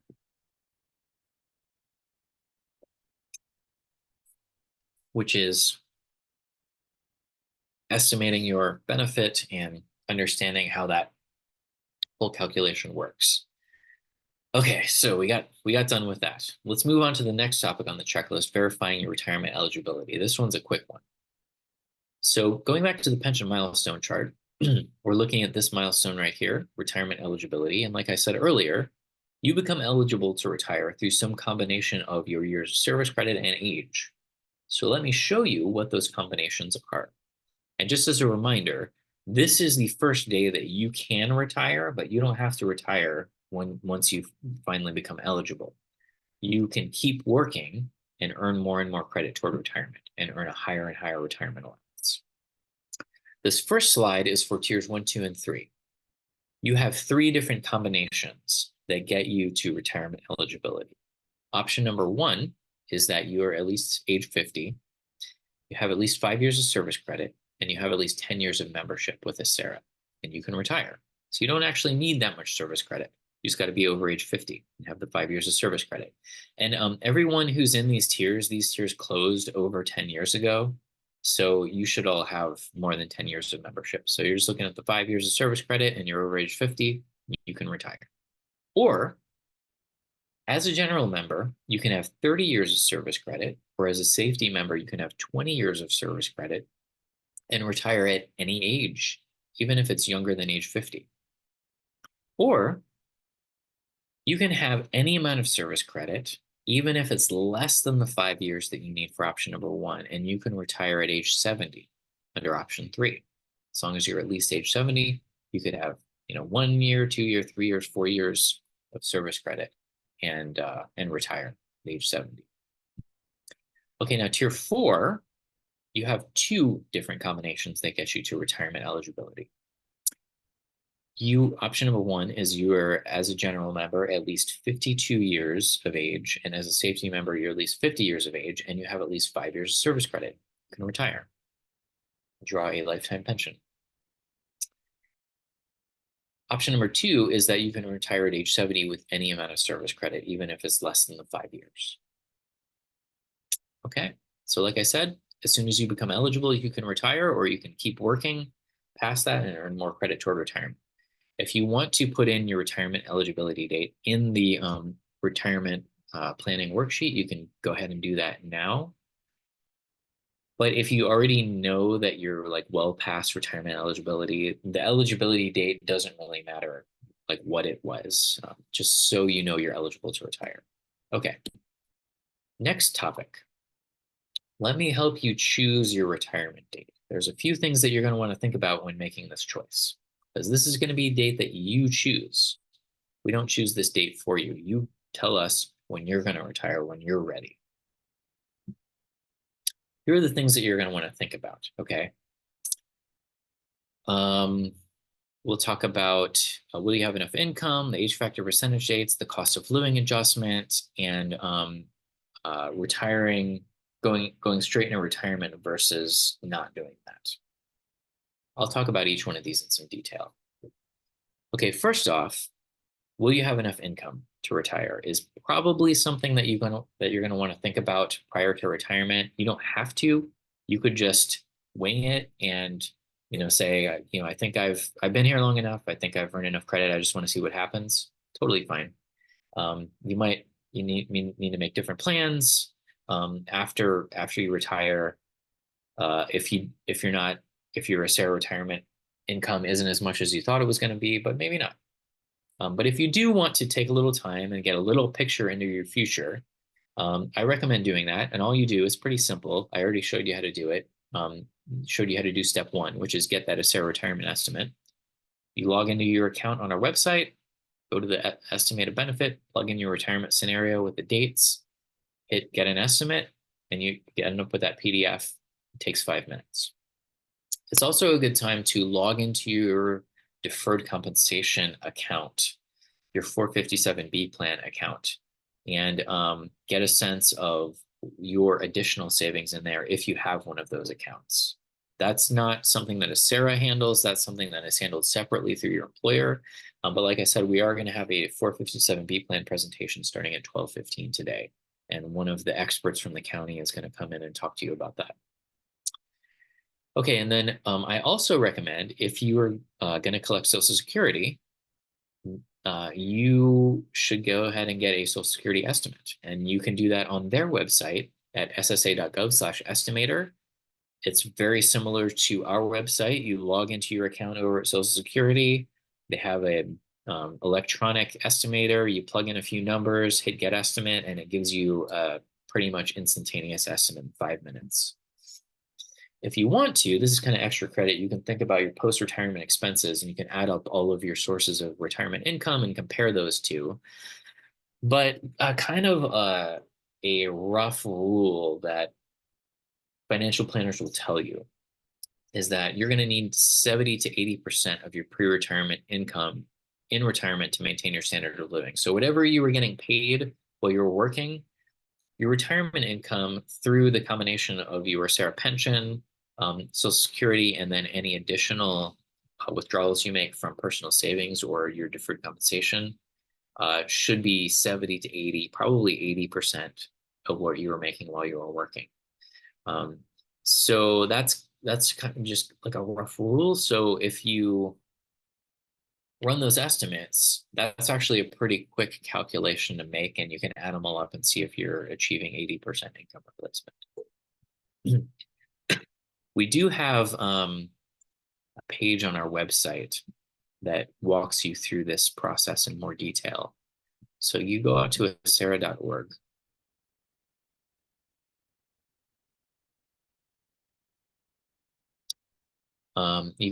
You go scroll down to this ready to retire section in this fuchsia color, and you hit estimate your retirement income. And it will walk you through this. It will help you get the estimates from a SARA. It gives you links out to those places. And then you can even use this additional calculator that we link to at AARP. We don't maintain that, AARP does, but it's just kind of an extra thing to check out. And then there's even a budget worksheet you can do if you want. Like I said, it's all kind of optional. Okay, number two topic on choosing your retirement date, the age factor percentage dates. I just want to revisit this concept of the age factor percentage dates. If you recall, age factor percentage is one of the three factors in the retirement formula that determine your retirement allowance. And if you also recall, every 3 months you age, you go up one notch in the age factor chart, where you get a slightly higher age factor percentage, as long as you haven't yet reached the maximum age factor percentage for your tier. So let's say that you haven't. Let's say that with every 3 months that's going by, you will be receiving a higher age factor percentage. And let's say that your birthday is January 15th. Well, 1 quarter after your birthday is April 15th. So you pass that date, you age a quarter year, you go up 1 notch in the age factor chart. July 15th, you pass another quarter year. You get a slightly higher age factor percentage. October 15th. So every time you pass one of these dates, you get a slightly higher age factor percentage. Now, let's say that you're thinking about retiring in the summer and you're thinking, oh, July 14th sounds like a good day to retire. Well, as you can see, you probably don't want to do that. Because if you just wait 1 day and you retire on July 15th, you'll have a slightly higher age factor percentage because you'll pass that quarter year date. And that's true with all of these dates. And what that means is that you get a slightly higher age factor percentage. We don't have all the incremental 3/4 year increases in here, but they do increase. And it increases your retirement allowance every time you go up, you age a quarter year. It increases your retirement allowance anywhere from 1% to 1.9% just by aging 3 months. So it's kind of a powerful little boost. So what I would like you to be cognizant of is whatever your birth date is, you just think about these 4 dates, your birthday and then the 3/4 year dates, and don't retire right before one. Retire on that date or right after. Now, if you're going to retire midway between these, like you're ready to get out of here, you're thinking about retiring in like mid-May, you just go ahead and do that. You don't have to wait till July 15th in this example. Like you don't have to wait 6 weeks to retire. I'm just trying to tell you, like, just know what these dates are and don't retire right before one because you're missing out on an immediate 1 to 1.9% boost to your retirement allowance. Okay, number three. Number three thing that you may want to think about when choosing your retirement date is the cost of living adjustment date, which is April 1st. And since we're talking about that, let me just tell you about how the cost of living adjustment works. The cost of living adjustment is, if you recall, one of the vested benefits, one of the guaranteed benefits that is guaranteed to you in retirement. And it is calculated annually. It is a percentage increase to your retirement allowance. And the percentage increase that you get is based on the consumer price index increase for the San Francisco Bay Area from December to December. Prices go up in December, from December to December, 5%, let's say, then that becomes the cost of living adjustment amount that we are looking at. And cost of living adjustment increases are posted for everyone who's in retired status as of April 1st. So if this is your first year that you are going to be in retired status and you retire on April 1st or just before April 1st or anytime before April 1st, when April 1st comes around, you will get that cost of living increase on April 1st. Now, I was giving you the example of if prices go up 5% from December to December, as calculated by the Department of Labor, that becomes the cost of living adjustment that we're looking at, but except written in the law, the state law that governs ACERA, there's a maximum annual increase that we can apply as the cost of living adjustment for you. For tiers 1 and 3, it's 3%. For tiers 2 and 4, it's 2%. So then what happens to the extra percentage points? Well, we will save those for you for the future in your COLA bank. This all happens automatically. You don't have to do any math or think about it. But those extra percentage points, let's say you're a tier 2 member and inflation was 5% and we gave you the 2% COLA, well, then you banked 3 percentage points for years in the future. Let's say next year comes around and inflation's only 1%. Well, we'll give you the 1% as the COLA, and then we'll take 1% out of your COLA bank to get you up to the 2%. That's how COLA banking works. The bottom line there is that if you've been retired for at least a few years, almost everyone has some percentage points in their COLA bank, because inflation tends to be a little over 3% per year over the long run in the United States. So people tend to have a few banked percentage points. And that means that if you've already been retired at least 1, 2, 3 years, you tend to get the maximum cost of living increase on April 1st. Okay. Now, the reason that we're talking about it right now in the greater topic of choosing your retirement date is because a lot of people who are retiring in the spring are looking at April 1st as their retirement date, and they're thinking, okay, wait a minute, I'm already ready to go. I could retire in April. I mean, I could retire in March. And then when April 1st hits, I'll get that immediate cost of living increase for this year. Or if I retire in April, I'm actually going to miss the cost of living increase and I have to wait till next year's cost of living increase. Yes, that's true. In many scenarios, it would have been, especially in years where the cost of living adjustment is the max, it would have been more advantageous for you to retire on April 1st rather than April 2nd. So we don't get a lot of retirements right after April 1st. We get a ton of retirements in March. And on April 1st. So as long as your first day of retirement is on April 1st, you'll get the cost of living adjustment for that date, for that year.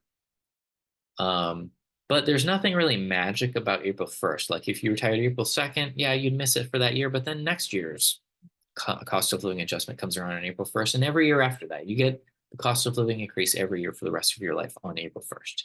So if you're retiring in, January, when April 1st comes around, you get the cost of living increase. If you're retiring in September, when April 1st comes around, you get the cost of living increase.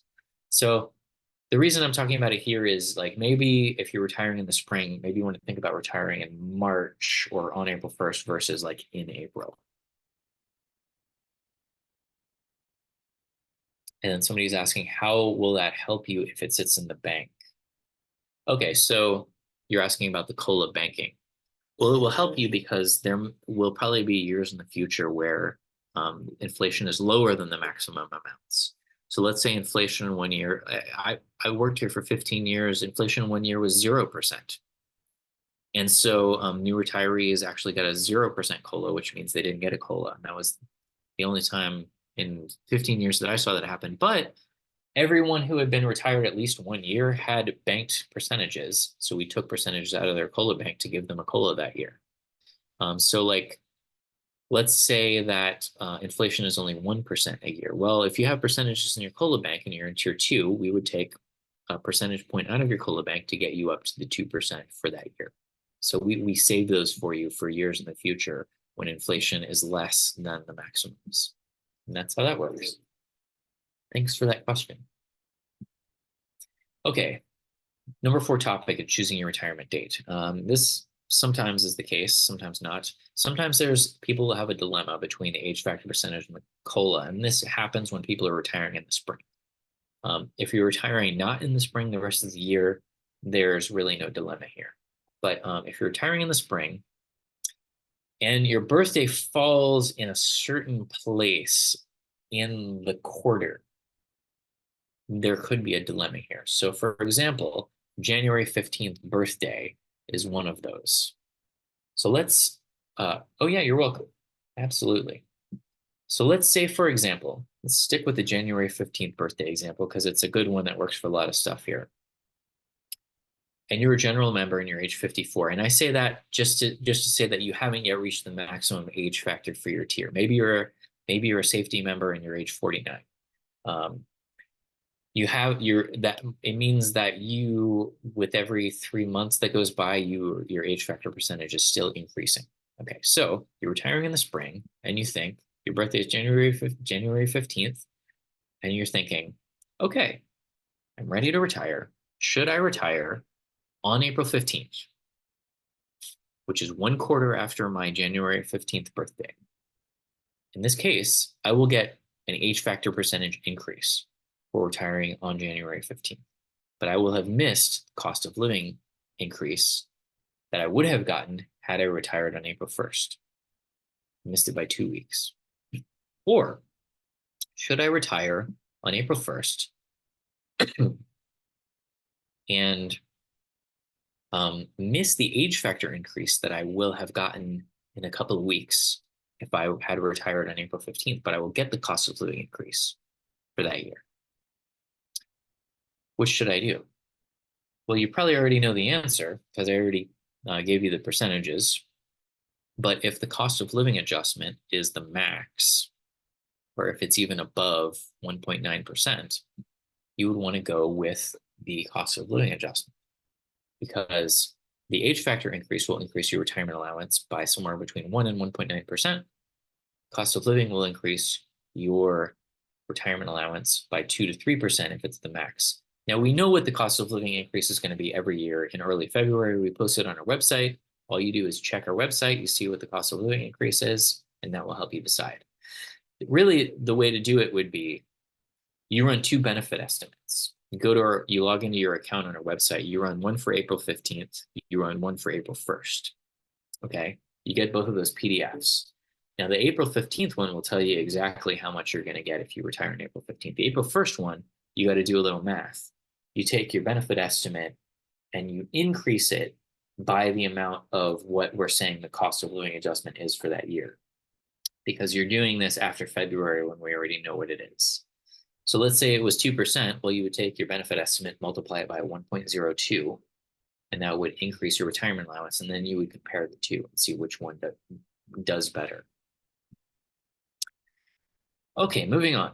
The next thing that you may want to think about when choosing your retirement date is how to retire on the day after your last day of work. And just to revisit this topic, the reason that you would want to do this is because you are trying to make it so that we will do the sick leave conversion for you. If you recall from the first part of the seminar, if you have sick leave left over on the books, we will convert it on a 2-to-1 basis to service credit for you, up to the cap in your MOU. Okay, so we will only do this if you go straight from active work into retirement.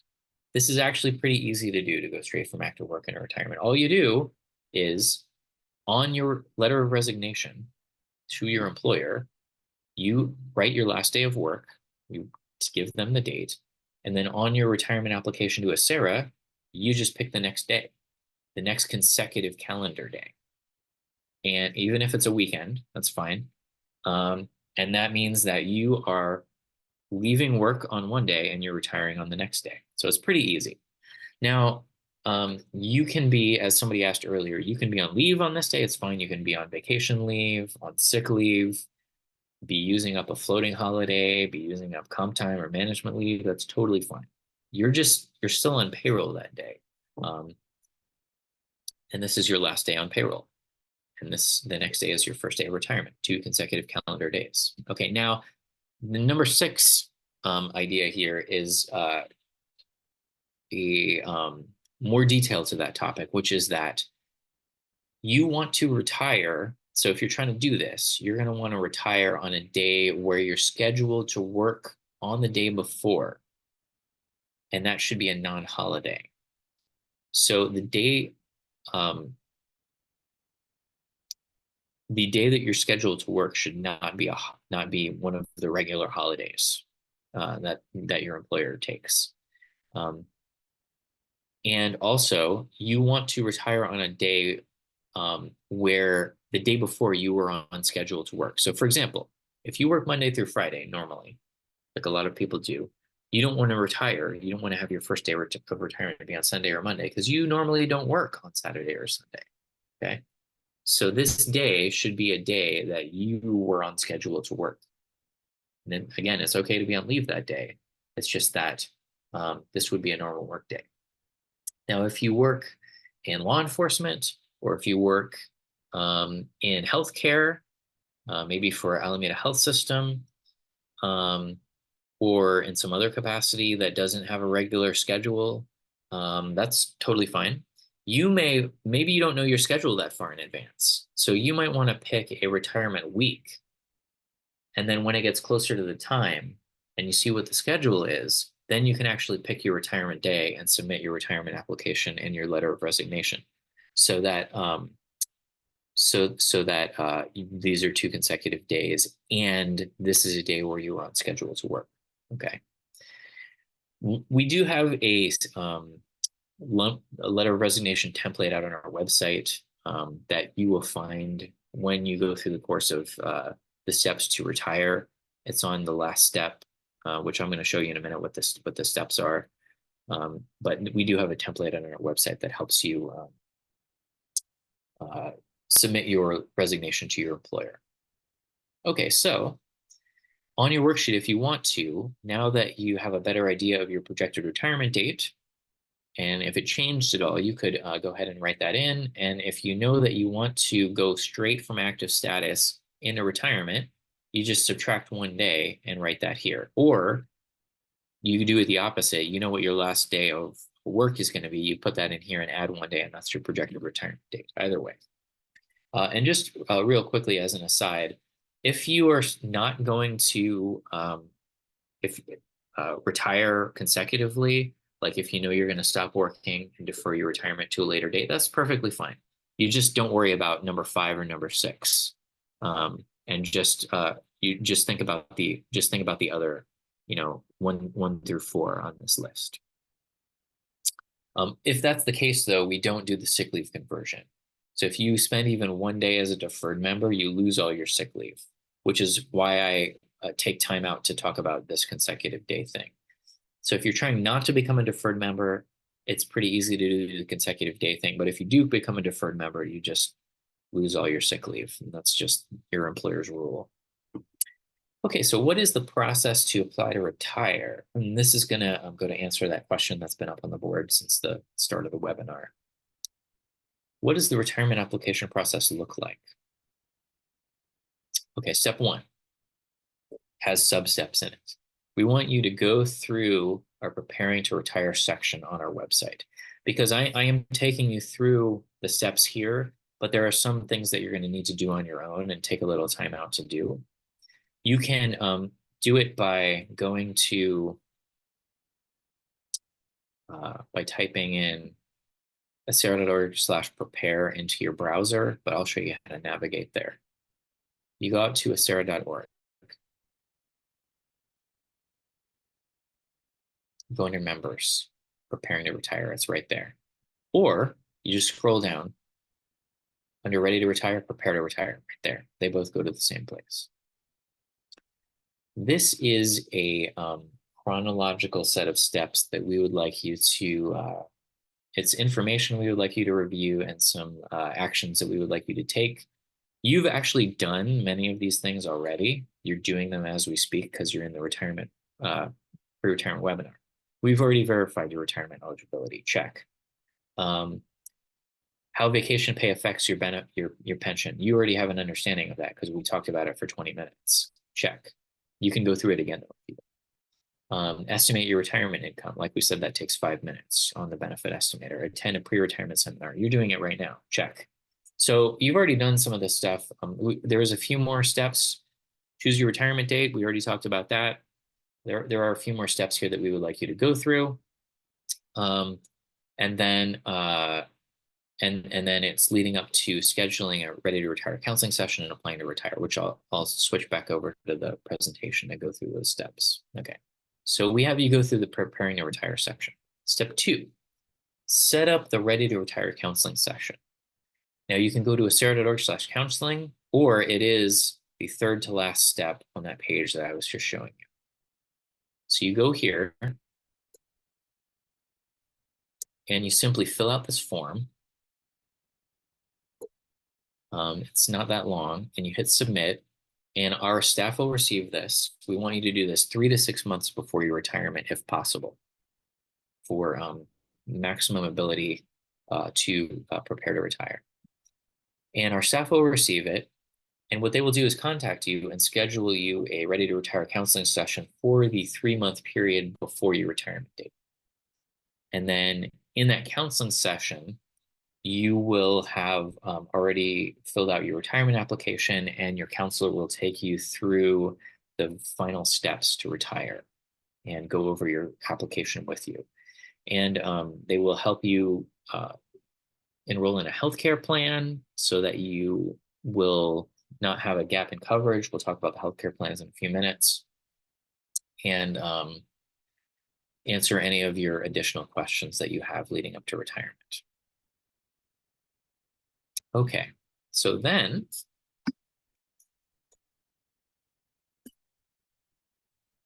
step number 3 is submit the retirement application.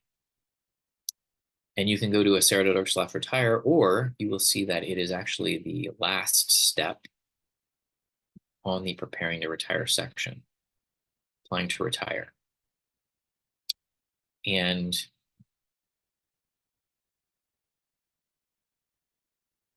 you'll see when you scroll down, it gives you some information about the 5 retirement allowance options, which I'm about to explain to you on the next topic. And then it gives you your electronic retirement packet. So there are various forms here to fill out, including a retirement application. It's all done through DocuSign, so you don't have to get pen and ink involved or printers or anything. And what you're doing on your retirement application is a few things. 1, you're telling us your retirement date. 2, you're naming a beneficiary for death benefits. 3, you're choosing one of 5 retirement options. You submit that to us, we scan it into our system, and when whatever day passes, that you said is going to be your retirement date, when that date passes, you're retired. It's that simple. It's beautiful. You are going to be retired very soon. It's going to be amazing. You've earned it. I'm really excited for you. I mean, you've been working so hard to get to this point. So you just submit your retirement application, send it in, and once that date passes, you're retired. So let's see here. Okay, and then as part of the retirement application, I'll tell you about considering joining a retiree association in just a second. If you want to, what you can do on your retirement worksheet is take your projected retirement date, subtract 6 months, and that is when you should submit the Ready to Retire counseling form. The counseling is optional. You don't have to do it if you feel you have a good handle on everything. You can skip it. We highly recommend it, though. And then there's a question, you're unsure of the date that you can schedule the appointment. Well, the counselor will reach out to you to schedule that for the 3 months leading up to your retirement date. So on the counseling form, you say what your projected retirement date is, and they will reach out to you and schedule a counseling session for sometime in the 3-month period leading up to your projected retirement date. Okay, real quick about retiree associations, because you did see there was kind of a second to last step. There was some information about that on the Preparing to Retire page. Just real quick, there's 2 associations, and what they do is they advocate for you as retirees. Excuse me. So what they do is they publish newsletters, they hold social events, and they will just advocate for you to Acera. They attend our board meetings. I attend all their board meetings so that we maintain a good working relationship with them. And there's 2. There's ACRE, which is Alameda County Retired Employees. They're affiliated with the SEIU Local 1021 Union. The dues are super cheap at $3 per month. REAC is Retired Employees of Alameda County. They are unaffiliated, and the dues are also super cheap at $2 per month.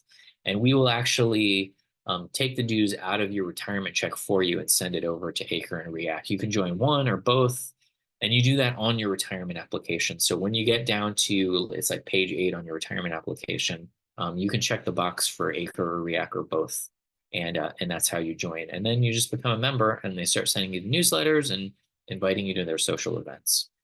So I highly recommend joining those retiree associations. There's more information here. There's a question, can you schedule a counseling session before the 3-month period?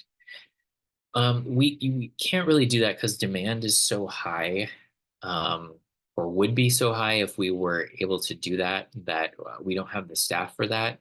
We do allow you to, anytime you want, you can contact us at 510-628-3000. And during business hours, we have a call center, and basically they're just standing by to answer your questions and walk you through different aspects of the planning for retirement process. So you can basically do it at any time on the fly, and you don't have to schedule it in advance if you're trying to do it outside of that 3-month period.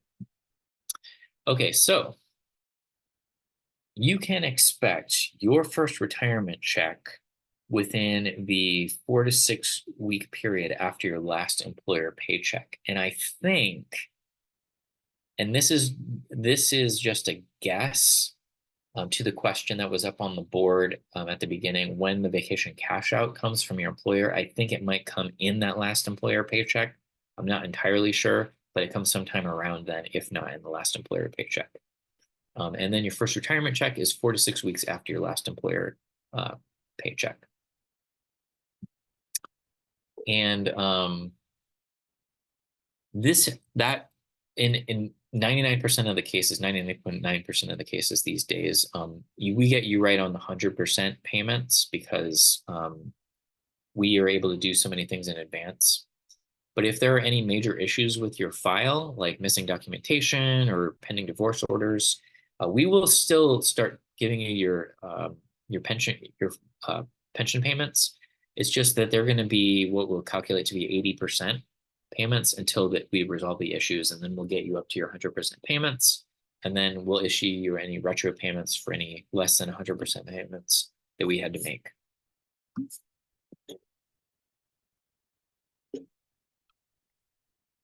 And then there's a question up on the board: can a spouse call in to get information? Usually what we do is, if you're requesting like your information from our pension database when you call in, we don't give that over the phone, even if it's for you. We will take your request and send it to you through the mail.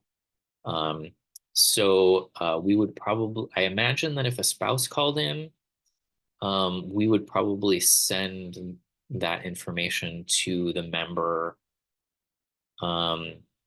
to whatever address we have on file. But I'm not exactly sure how the call center handles that. If your spouse is with you on the call, I'm sure that you can get authenticated and they can talk to you. And then there's a question: when will we get the vacation cash out check? Yeah, I'm not exactly sure. I think it might be in the last employer paycheck, which would probably come 2 weeks after your last.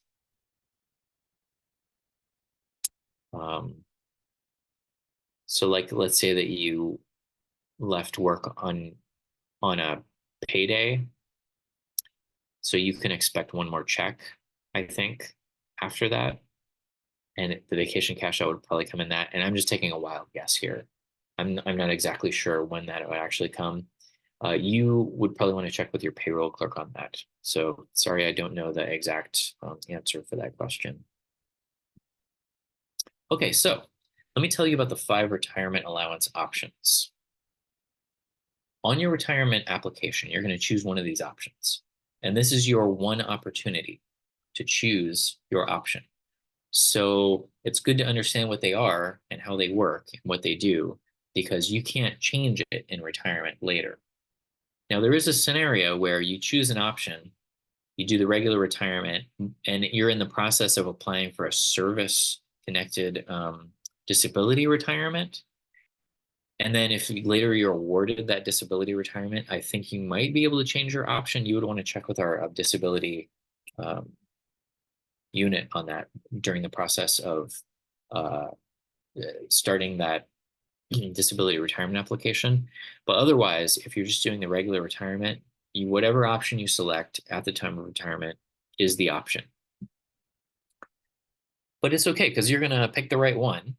And you're going to pick the right one because I'm going to explain to you what each one does. So for each one of these 5 options, I'm going to show you one slide.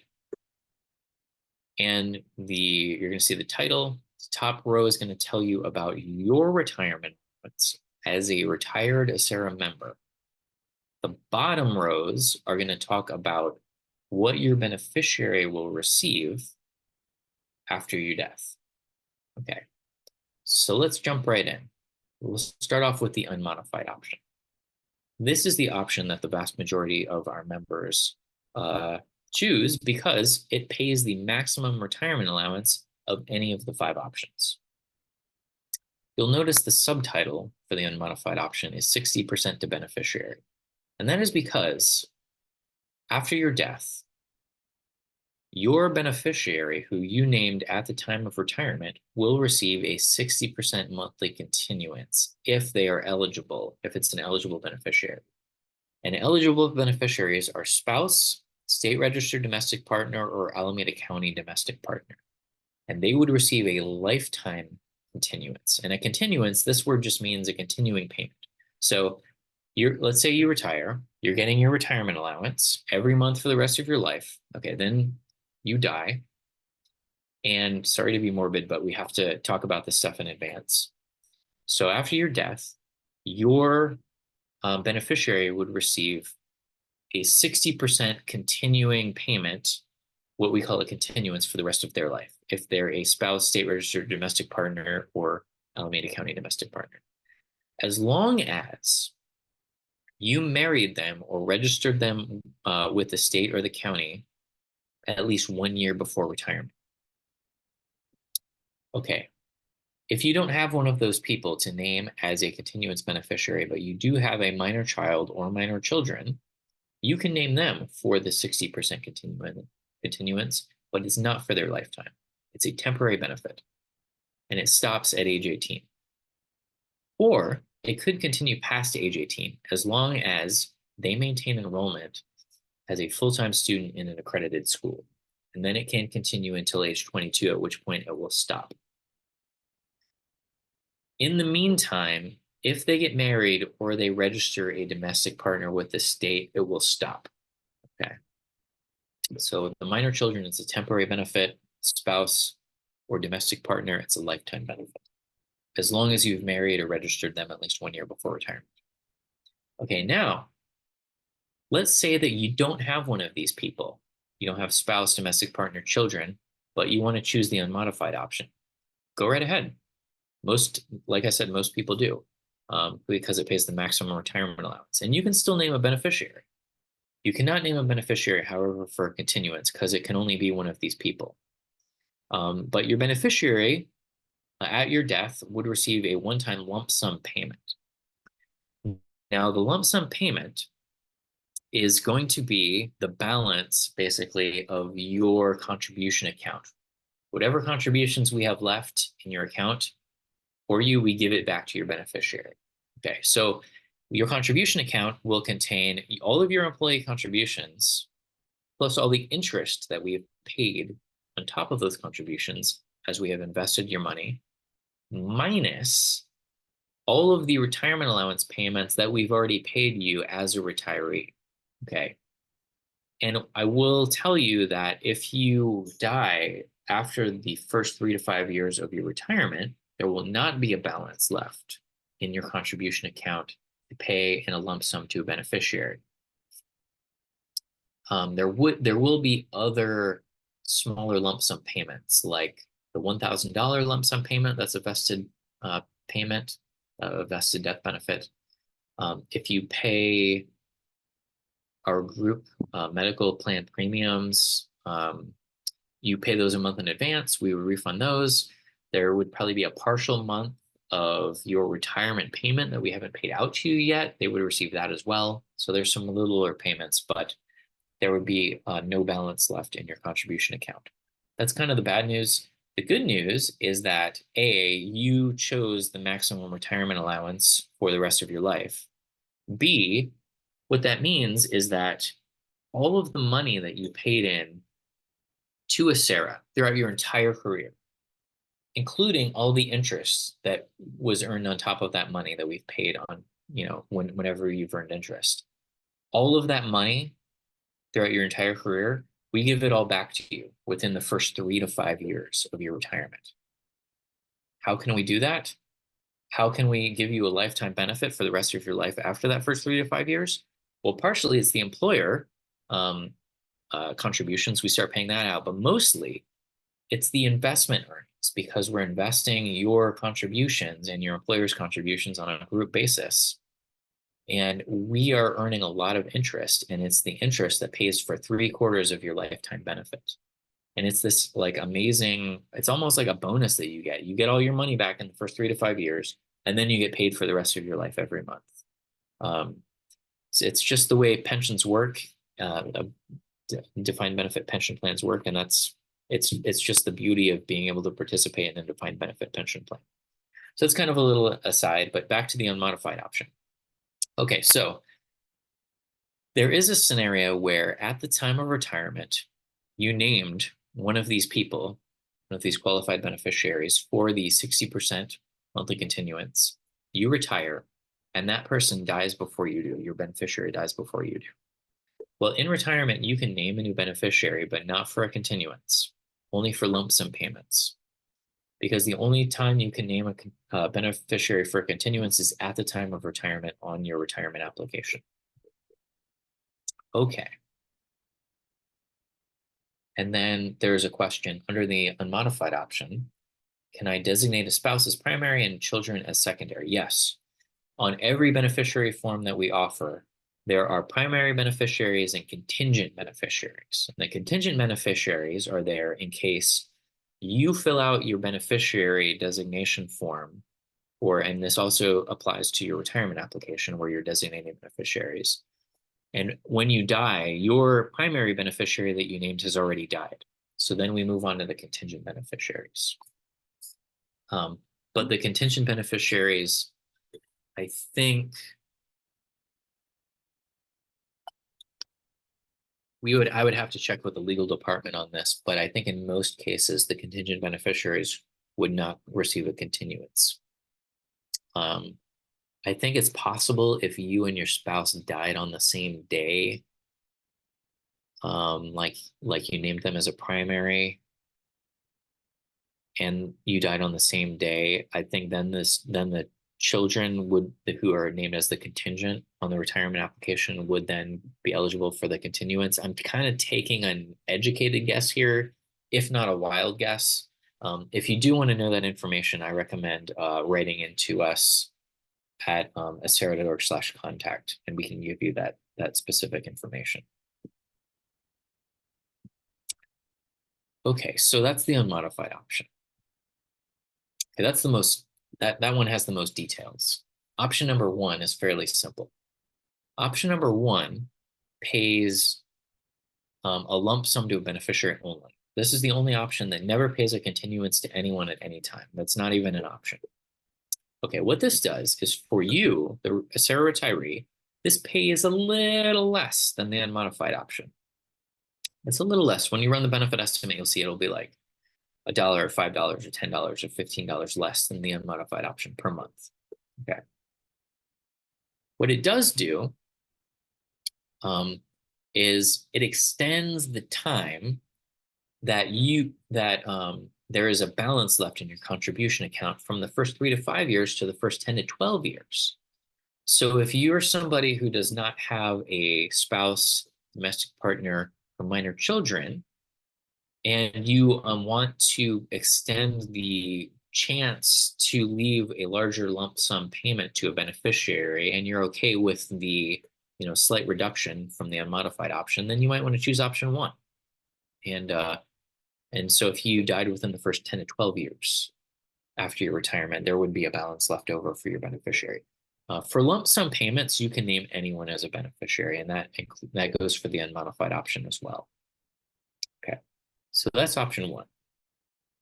Option two is called, the subtitle is 100% to beneficiary. So you can kind of see where this is going. This does a couple of things.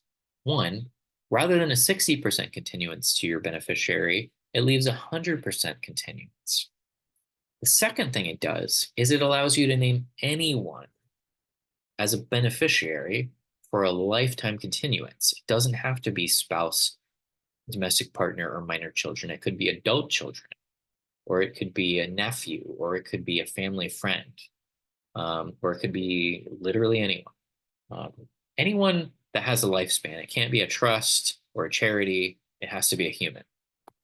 And when I say anyone with a lifespan, I guess a dog has a lifespan, but I don't think you can name a dog. I think you have to name a human. So those are the rules. But yeah, it leaves a 100% monthly continuance, which means whatever your retirement allowance was at the time of your retirement, that's what your beneficiary's retirement allowance is going to be every month for the rest of their life, plus cost of living increases. They're going to continue to get the cost of living adjustment increases. Now, the caveat here is that this does not pay as much to you, the ACERA retiree, as the unmodified option. And the reduction, how much less it pays than the unmodified option, is based on your beneficiary's life expectancy. So if the beneficiary you're naming is significantly younger than you, they probably have a longer lifespan, actuarially speaking. And so we're going to expect to have to pay them a continuance for a longer period. So at the time of retirement, when we're calculating your retirement allowance, we're going to figure for that. And we're going to reduce what your retirement allowance is at the time of retirement to make up for what we expect to pay your beneficiary. And if your beneficiary dies before you do, like you go ahead and name them, you retire, they die before you do, we don't recalculate your retirement allowance. Whatever your retirement allowance is calculated to be at the time of retirement, that's what it's going to be for the rest of your life, plus the cost of living increases. And if they do die before you do, again, you can always name a new beneficiary in retirement. It's just you can't name them for continuances. It's only for lump sums. Okay, the last thing I want to talk about on option 2 is this is subtitled 100% to beneficiary, but the IRS has a rule. And the rule is that if your beneficiary that you're naming is not your spouse, I'm not sure if domestic partner applies there, but there's more information on our website about this. I think it does apply. If your spouse is less, okay, let me start over. If your beneficiary that you're naming for option 2 is not your spouse and the beneficiary is more than 10 years younger than you, then we may not be able to pay them 100% continuance. It might be a little bit less. It might be 99% or 95% or 89%. There's a table on our website that helps you figure this out. When you're going at acera.org/retire, when you're looking at the details of option 2, there will be a link in there that will take you to the table that will help you figure that out if that's your scenario. That's option 2. Okay, option 3. The exact same as option 2. With one difference, rather than paying 100% to the beneficiary, it pays 50%. But all the other rules are the same. That IRS thing doesn't apply because the IRS table doesn't go down to 50%. So the 50% is gonna stand in all cases. And what it does do is it pays more than option 2. Option 3 pays more than option 2 because we're paying the beneficiary less, we're going to pay you more. And again, that's calculated at the time of your retirement. But otherwise, everything about option 3 is the same as option 2, except it pays 50% instead of 100% continuance to your beneficiary. But it's again, it's a lifetime continuance, and you can name anyone as a beneficiary. Okay, moving on to our final option, option 4. Option 4 is where you can specify an amount to one or more beneficiaries. Option 4 gives you a lot of latitude. It's kind of like options 2 and 3, but you get to make the choices of who you name, and you can name more than one person. Under options 2 and 3, you can only name one beneficiary for the 100% and for the 50%. Option 4, you can name 2 beneficiaries or 3 or 4 for a lifetime continuance. And you could specify a percentage or a dollar amount. So let me give you some examples of what you can do. Let's say that you have a nephew and you want to leave a lifetime continuance to them. And you run the benefit estimate and you look at option 2 and leaving 100% continuance to them, and you go and you see what the retirement allowance is that it leaves you, and you go, whoa, no way. I need a higher retirement allowance than that. And then you look at option 3, it only leaves 50% to the nephew. And you look at the estimate for that, and it's still, I don't know if I can live my life. I need a higher retirement allowance than that. Okay, so maybe you move on to option 4. Maybe you only want to leave a 20% continuance or a 10% continuance. So you can do that. Or if you have a nephew and a niece, you could give them each a 10%. Or you have two adult children, a son and a daughter.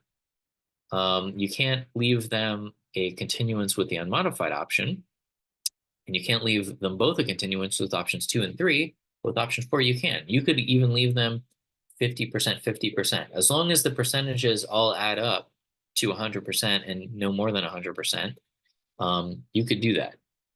Now, there are a lot of different combinations that you can do here. And you'll see in a minute that the benefit estimate doesn't allow you to get estimates on that, but I'll tell you what to do if you want an estimate for this. So that's what option 4 does. It pays less than the unmodified option, but the reduction, it's going to be based on whatever options you select. So yeah. Yes.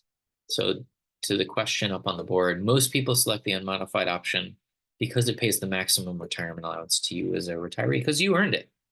I mean, it's a really nice thing to, like, if you have an adult child and you want to leave some type of lifetime continuance to them in options 2, 3, and 4. I mean, it's a beautiful sentiment, but it's a really beautiful intention. But another, and it would be a really beautiful gift. Another beautiful gift to them is your financial solvency throughout the rest of your life. So if you can pay for your life for the rest of your life because you have selected the maximum retirement allowance, that means that they're not going to have to worry about you. And that is also a really beautiful gift. So that is something to keep in mind when you're choosing your option.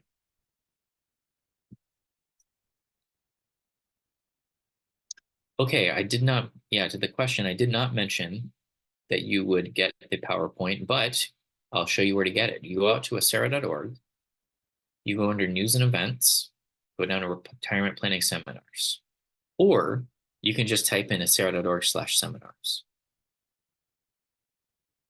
Scroll down here, open up pre-retirement webinar, and the handout is already ready for you right here. And it's a PDF version of the presentation, and you can download it right now.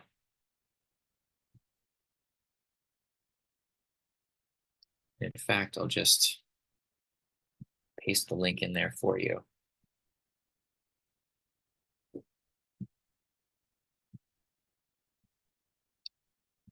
Okay, so those are the 5 retirement options. Now, that's just the general information about how they work. You can get really specific on this in the benefit estimator. So going back to the screenshots of our online benefit estimate tool, you're logging into your account, you're clicking estimate a benefit, you're putting in the projected dates for your retirement scenario, you're hitting calculate, and then you put in your beneficiary information here. One thing that you want to make sure of is if you've already designated your beneficiaries for the active member death benefits, which everybody should do, you might see your beneficiaries listed in the dropdown. And if you select them, make sure that the birth date is correct, because some of them aren't in the database. And if the birth date isn't correct, it will throw off the option 2 and 3 calculations. So again, once you hit get estimate, you end up with this PDF, retirement benefit estimate. And to zoom in, you can see maybe the different options here make a little more sense.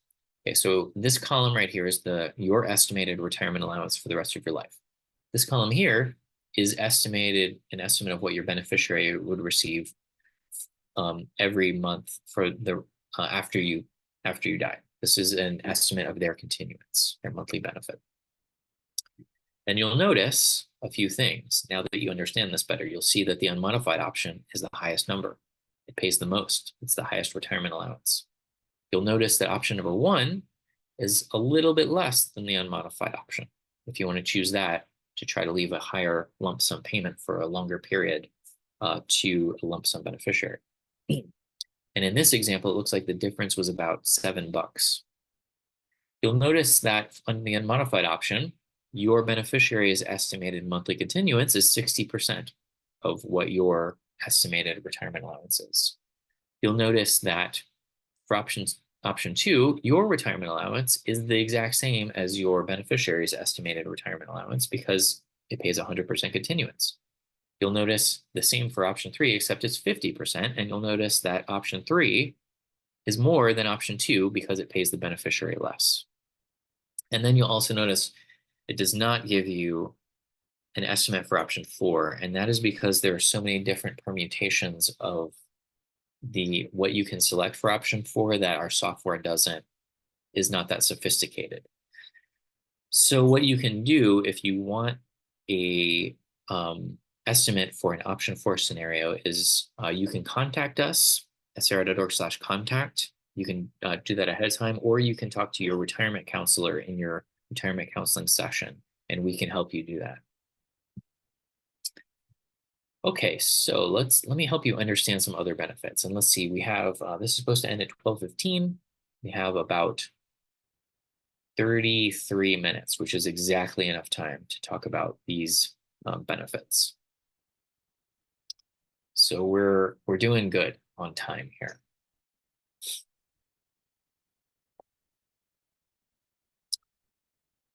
Okay.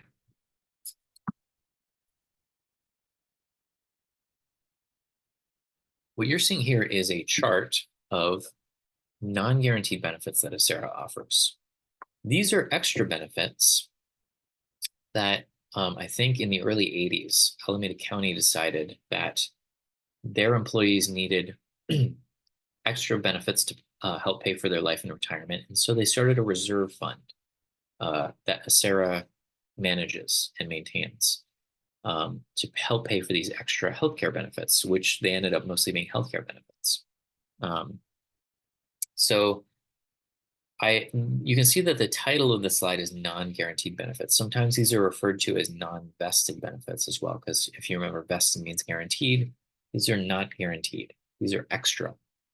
These could go away in the future if there were no more money in the fund, but currently the fund is more sustainable than it's ever been. The fund is called the Supplemental Retiree Benefits Reserve, and our Board of Retirement manages it.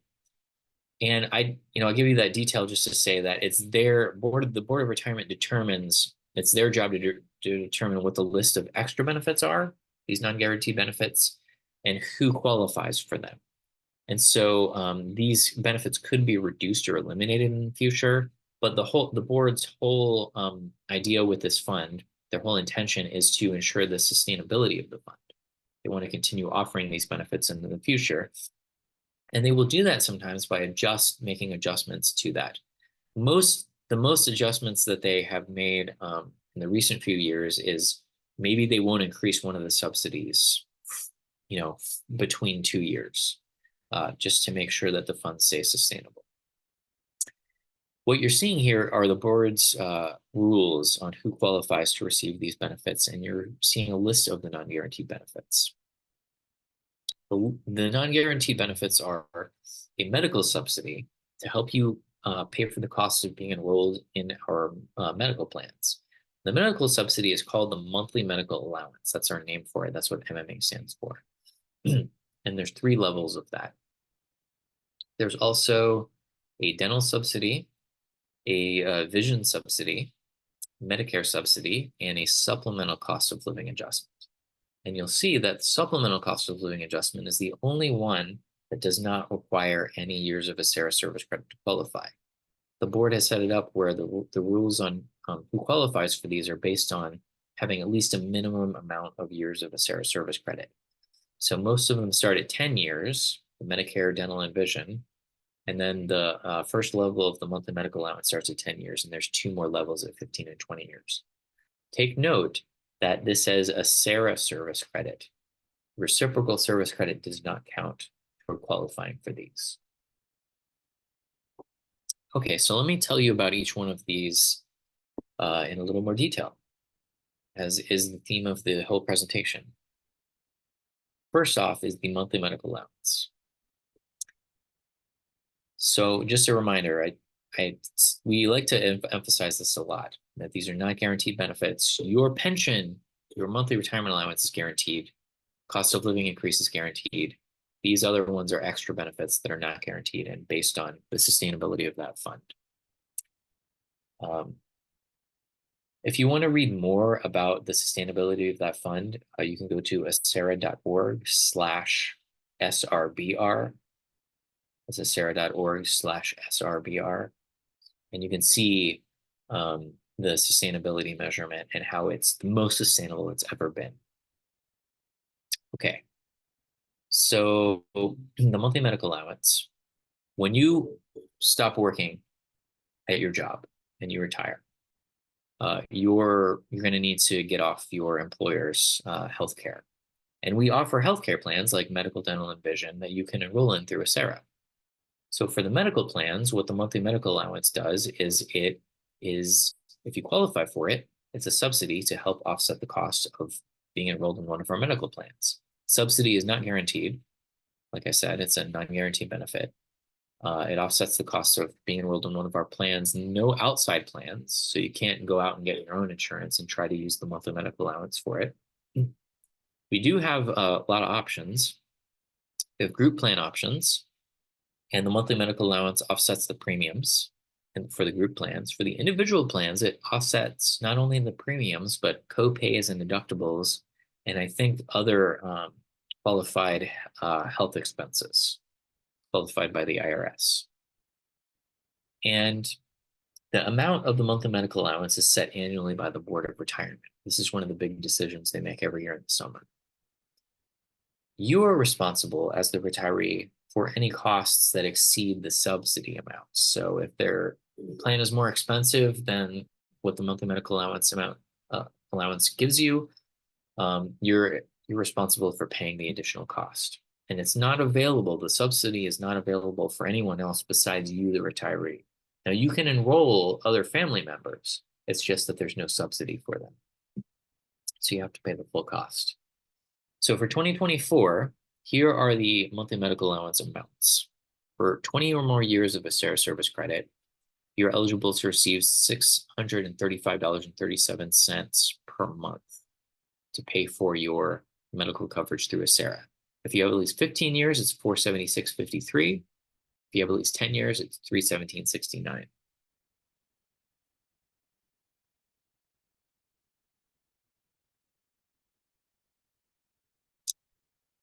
Okay, and let me address the Medicare question in just a second.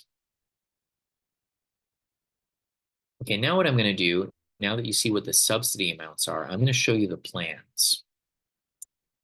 And I'm also going to show you the costs for the plans. And so you can compare the subsidy with the cost of the plan and see how much of the plan it covers. So what you're looking at here is a table of all of our medical plan options. First of all, just to state, our open enrollment is each November. So that's your opportunity annually to make changes to your plans. Now, you can get into our healthcare plans at retirement because retirement is a qualifying event and you can get right in the plan with no gap in coverage. But then once November rolls around, that's your chance to make any changes you want. So you're seeing the list of our plan options, and there's two columns here. One column is for non-Medicare eligible plans. Now, Medicare is the federal government's healthcare system that how they fund healthcare for people age 65 and older. So if you're age 65 and older, you're eligible for Medicare, and if you're not, there's a few qualifying medical conditions that do get you to eligibility, but for the most part, you're not eligible yet. So if you're under age 65, you would be choosing one of these non-Medicare eligible plan options. And if you're over age 65, you would be choosing one of the Medicare eligible plan options. You can see there's three companies: Kaiser Permanente, United Healthcare, and Via Benefits. And the Kaiser and United Healthcare are group plan carriers. Via Benefits, we contract with to offer individual plans to you. So I'm going to show you the plans. I'll do the non-Medicare ones first. Group plans, I'll do the Medicare group plan second, and then I'll talk about the individual plans through Via Benefits altogether because it's more efficient that way. Now I'm just going to show you the premiums But the full details of the plans are in our annual enrollment guide that we publish every single year in October. And you can shortcut to that PDF. It's a 36-page guide by going to acera.org/guide. So what you're seeing here is a table of our non-Medicare group plans. So these are the plans that we have direct contracts with the carriers. Kaiser Permanente, HMO, United Healthcare Signature Value HMO, and United Healthcare Signature Value Advantage HMO. You can see that the Signature Value Advantage HMO is the cheapest plan. It's about 8% cheaper than the Kaiser plan. And it's about 35% cheaper than the Signature Value plan. And you'll notice that these three plans are the same ones as the county has if you're a county employee, and it's because the county actually negotiates these plans for us, and the retirees are blended into these plans. And you'll notice that the self premiums are, a little bit higher, sometimes quite a bit higher depending on the monthly medical allowance that you're eligible for. They're higher than the monthly medical allowance, so you end up paying the difference. You can enroll Self Plus One and Family. You just have to pay a higher premium, and these are for people who live in California service areas for the plan. The service areas are the Bay Area, Sacramento, Fresno, Southern California, and Kaiser also has Santa Cruz. And if you live in the service area, you can enroll in the plan. If you live outside the service area, you cannot enroll in the plan, and you'll have to choose an individual plan through Via Benefits. Okay, regarding the premiums and the MMA. The way, if you're eligible for the monthly medical allowance and you enroll in one of these plans, the way this works is that you enroll you submit a, for example, a Kaiser Permanente medical enrollment form to us. We send it over to Kaiser and enroll you in the plan, and we will start deducting the self premium from your check, from your Acera pension check. Now, what you're seeing here is a very crude illustration, simplistic illustration of your Acera check stub. So remember, you retire, you start receiving your lifetime pension, you'll get a check stub from us. And it's really a direct deposit statement because this is all going to be direct deposit. So you'll see your gross pay. And then one of the things, if you enroll in a healthcare plan, you'll see in the deductions column is us taking money, your premium out of your check, and sending it over to Kaiser for you to make it easy for you. Then, if you're eligible for the monthly medical allowance, you'll see that amount come back into your check in the additions column. And what you end up paying is the difference. Now, there's going to be some other deductions from your check stub. You'll see taxes come out because you're going to go income taxes on this. So we are going to do tax withholding. And if you enrolled in our medical in our dental and vision plans, you'd see those in here as well. If you enroll in a retiree association or both, you'll see those dues come out of here as well. One thing that I want to mention is that all of these subsidies, none of them are taxable income. So if you do qualify for the monthly medical allowance or any of the other subsidies, it's not taxable income. You don't have to pay taxes on it. Okay, so that is the group plan for if you are not yet Medicare eligible. Now, if you are Medicare eligible and you live in those California service areas that I listed out, you can enroll in the Kaiser Permanente Senior Advantage Plan. Now, what this is it's an extra plan that provides additional coverage that Medicare doesn't provide. So you can take just the regular plain old Medicare, and it will provide you a certain level of coverage, and it's pretty good. But then maybe you want a little more coverage. So we give you the option of, as a Medicare eligible member, enrolling in additional coverage through us that gives you a higher level of coverage than what Medicare alone gives you. And if it's what's called a Medicare Advantage plan, it means that your carrier kind of manages the whole thing for you. So you're basically enrolling in this Kaiser Senior Advantage plan. You're paying them the premium, but we'll pay it for you out of your pension check. And then you would, if you're eligible for the monthly medical allowance, we would put that back into your pension check. Now, what you're seeing here is I have made an additional couple of rows here for the Kaiser Permanente one, just to illustrate a point. I put in a row for if you're eligible for the 20-year monthly medical allowance. Okay. And you'll notice that this number, 354.31, which is the same as the premium number, is not one of the three monthly medical allowance numbers that I showed you in the table. You don't see that here. In fact, the 20-year monthly medical allowance is supposed to be 635.37. Well, what gives? Well, what gives is that the board has an additional rule that the monthly medical allowance only pays up to the amount of the group of the self-premium for the group plans. That's just the rule on the coverage, the subsidy that they want to offer. So it only pays up to the amount of the premium. You don't get to keep the change. But the good news is that if you have at least 15 years of Acera service credit for this plan, it costs you zero. So you might as well just go ahead and enroll in this because you get a higher level of coverage than you get with Medicare alone, and it doesn't cost you anything additional. You can enroll self plus one and family members, and there's different sets of premiums.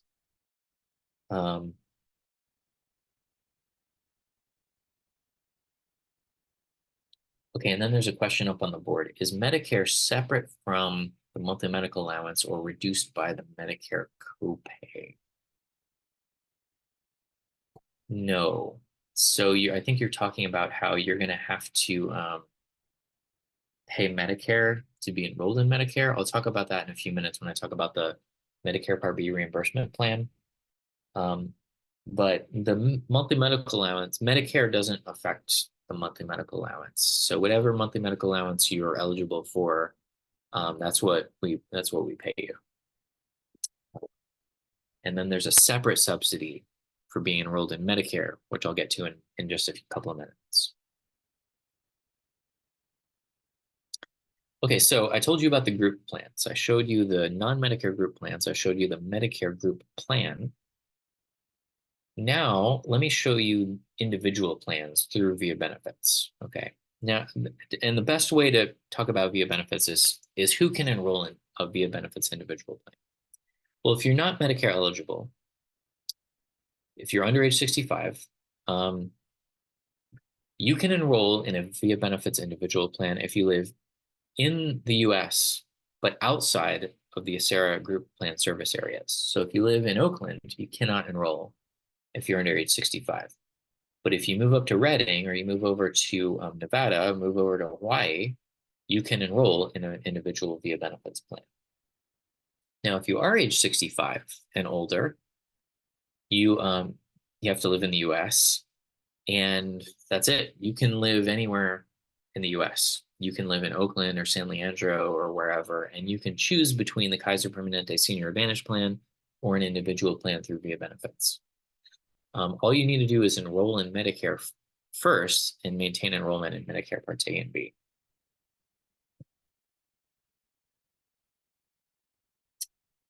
Okay, and then there's a question, what options do I have? Before I continue with the Via Benefits, let me address this question. What options do I have for my family if I qualify for Medicare, but my family is young and still needs medical coverage? Well, you'll note that just going back one slide to the Kaiser Permanente Senior Advantage, let's say that you wanted, let's say that you enroll and your spouse is, you're eligible for Medicare and your spouse isn't. Well, you would be looking at, and you're trying to enroll your family also. You would be looking at this column right here. So this would be your premium amount. You can enroll yourself plus one and your family. And then you would be eligible for the monthly medical allowance up to the amount of the self premium. And then you would just have to pay the difference. So there are options for that.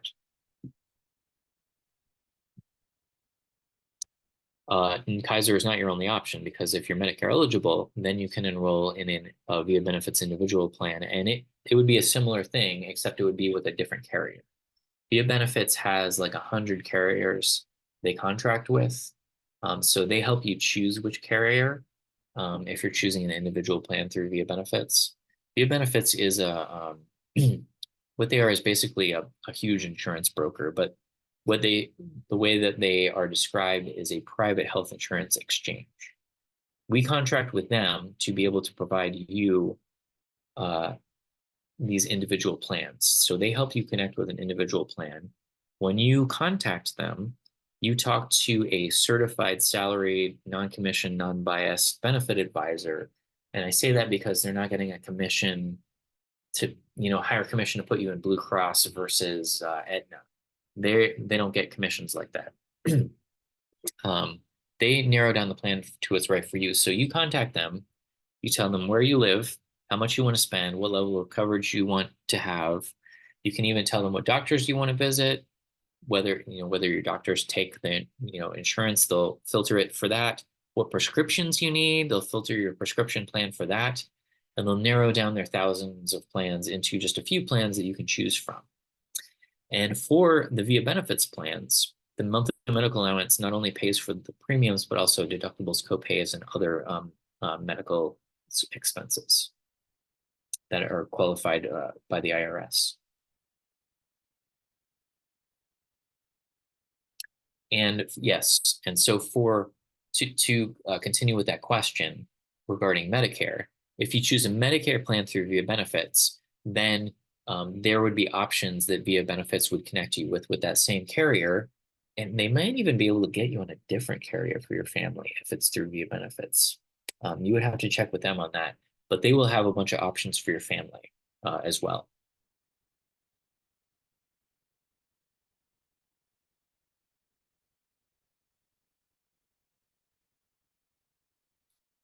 So for Via Benefits, what you would be doing at the time of retirement is contacting them, and there's contact information on our website.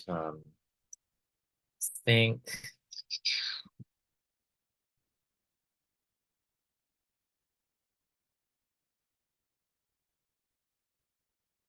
if you're Medicare eligible, yeah. Either way, you just type in acera.org/via, and you can go to their website. And there's a tab at the top.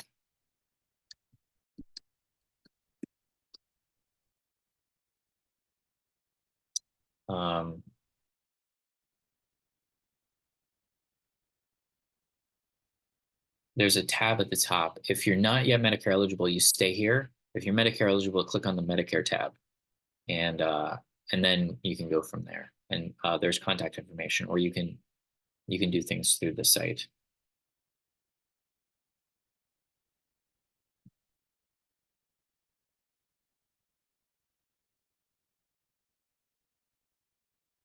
Okay, and then the question, since the deductibles and copays can be unknown, how does the MMA reimburse for those?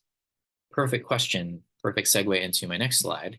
The MMA works a little bit differently with the Via Benefits plans because since we don't, there's a myriad of different plans. We don't have the capacity, administrative capacity to deal with all those plans, which is what we hire Via Benefits to do.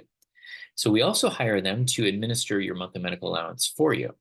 So what we do is, let's say that you enroll in a plan through Via Benefits and you're eligible for the monthly medical allowance. Okay, so what you're seeing in this really simplistic illustration is that, excuse me, here's Acera, and here are the monthly medical allowance dollars that you're eligible for. We send those over to Via Benefits, and they put it in a health reimbursement account for you, and then it just sits there and waits for you. Okay, then you've enrolled in an insurance plan through Via Benefits. They help you enroll directly with an insurance company. So you pay the insurance company directly for your monthly premiums. So your bank account is out some money. Then you go to the doctor and you pay a copay. You're out a little more money. Okay, what you do is you submit reimbursement claims back to Via Benefits, and they will pay you your monthly medical allowance dollars from your health reimbursement account back to your bank account.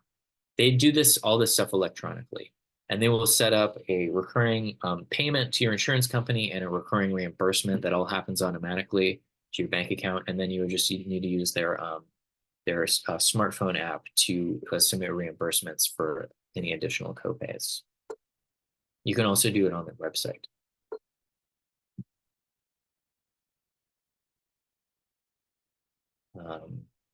So I think I answered those questions.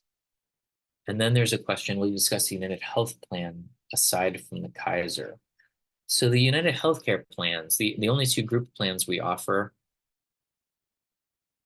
are non-Medicare plans. So if you're not Medicare eligible, you can choose among the Kaiser plan or the two United Healthcare plans. And the United Healthcare Signature Value Advantage plan, it's cheaper because they have this narrow, high-performing network that you have to stick to. And when the county has studied that, they found that I think like 95% or more of the people who are in the Signature Value plan were going to those providers anyway, so they should just switch to the cheaper plan.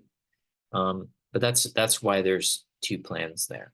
They have a different network. But that one is the most inexpensive plan. And then you'll notice once we get to the Medicare group plans, we don't have a United Healthcare group plan. We used to, and it was super expensive. So what we did was we switched to Via Benefits. And now what you can do is you can find a United Healthcare plan, individual plan through Via Benefits if you're Medicare eligible, if you like United Healthcare. They have a bunch of different options and they're way cheaper. I think they're like even way cheaper. They usually are way cheaper than this Kaiser plan. And actually, because the Via Benefits plans are so inexpensive, the Medicare plans are so inexpensive, what the board has decided is to have a slightly reduced monthly medical allowance amount for those Via Benefits Medicare plans. So that's what this chart is showing you. They do study this every year, and they find that the people at the 20 or more year ACERA service credit level, at least 90% of them, all of this monthly medical allowance money is sufficient to pay their entire medical expenses for the entire year. So I hope that answers your question. Okay, moving on to dental plans. We have, let's see, 7 minutes left.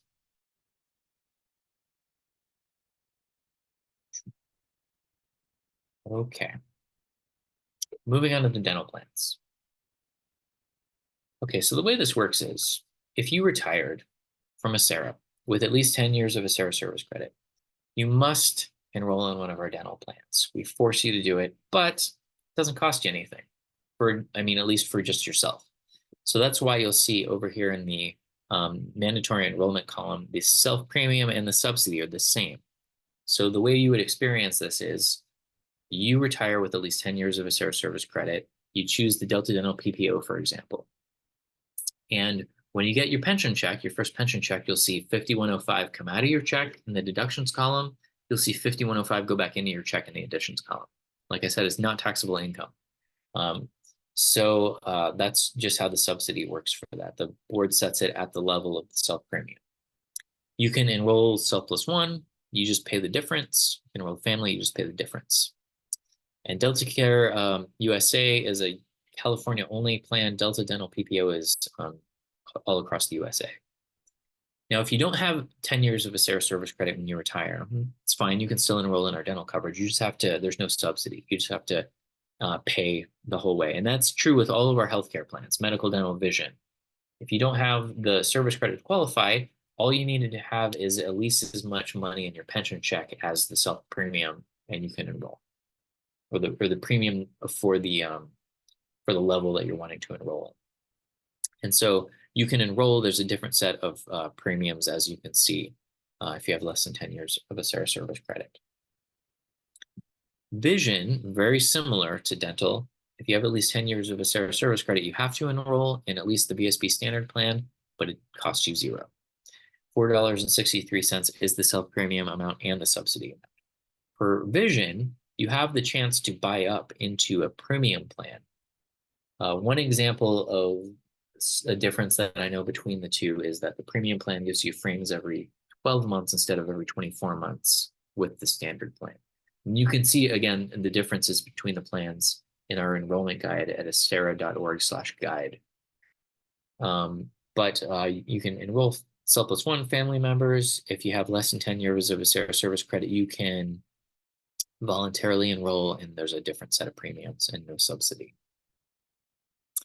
Okay, so back to briefly to the topic of Medicare. Once you become Medicare eligible at age 65, you are going to want to, Medicare will automatically enroll you in Medicare Part A. Now you can enroll in Medicare Part B at that time.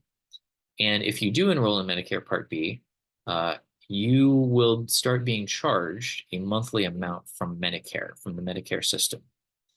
And for 2024, that monthly amount at the people of the lowest income bracket on Medicare's chart is $174.70. Now, the income brackets are pretty wide, actually. So most people pay that lowest amount, $174.70. And the Board of Retirement has created this additional non-guaranteed benefit called the Medicare Part B reimbursement plan to offset the cost of whatever Medicare is charging at that lowest premium amount. So for 2024, they're charging you $170.70. You pay that to Medicare, and then all you need to do is enroll in the Medicare Part B reimbursement plan by submitting the Medicare Part B reimbursement form one time to Acera, and we'll start paying you $174.70 in your Acera retirement check just for being enrolled in Medicare Part B.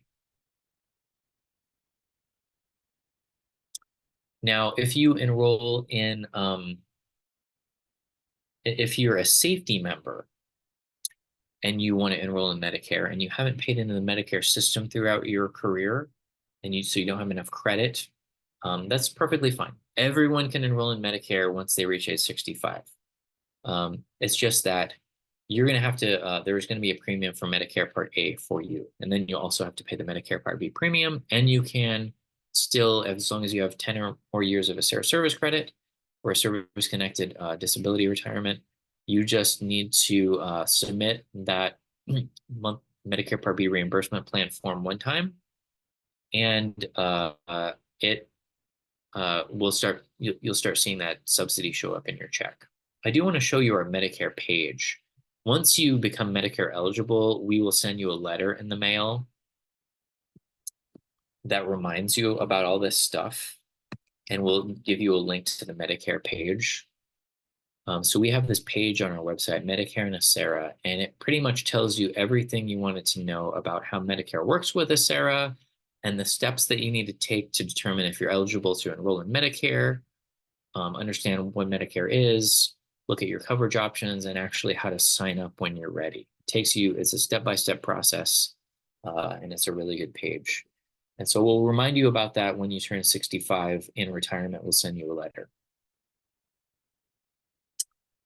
Okay, so that answers the first question. Let me check on the second question.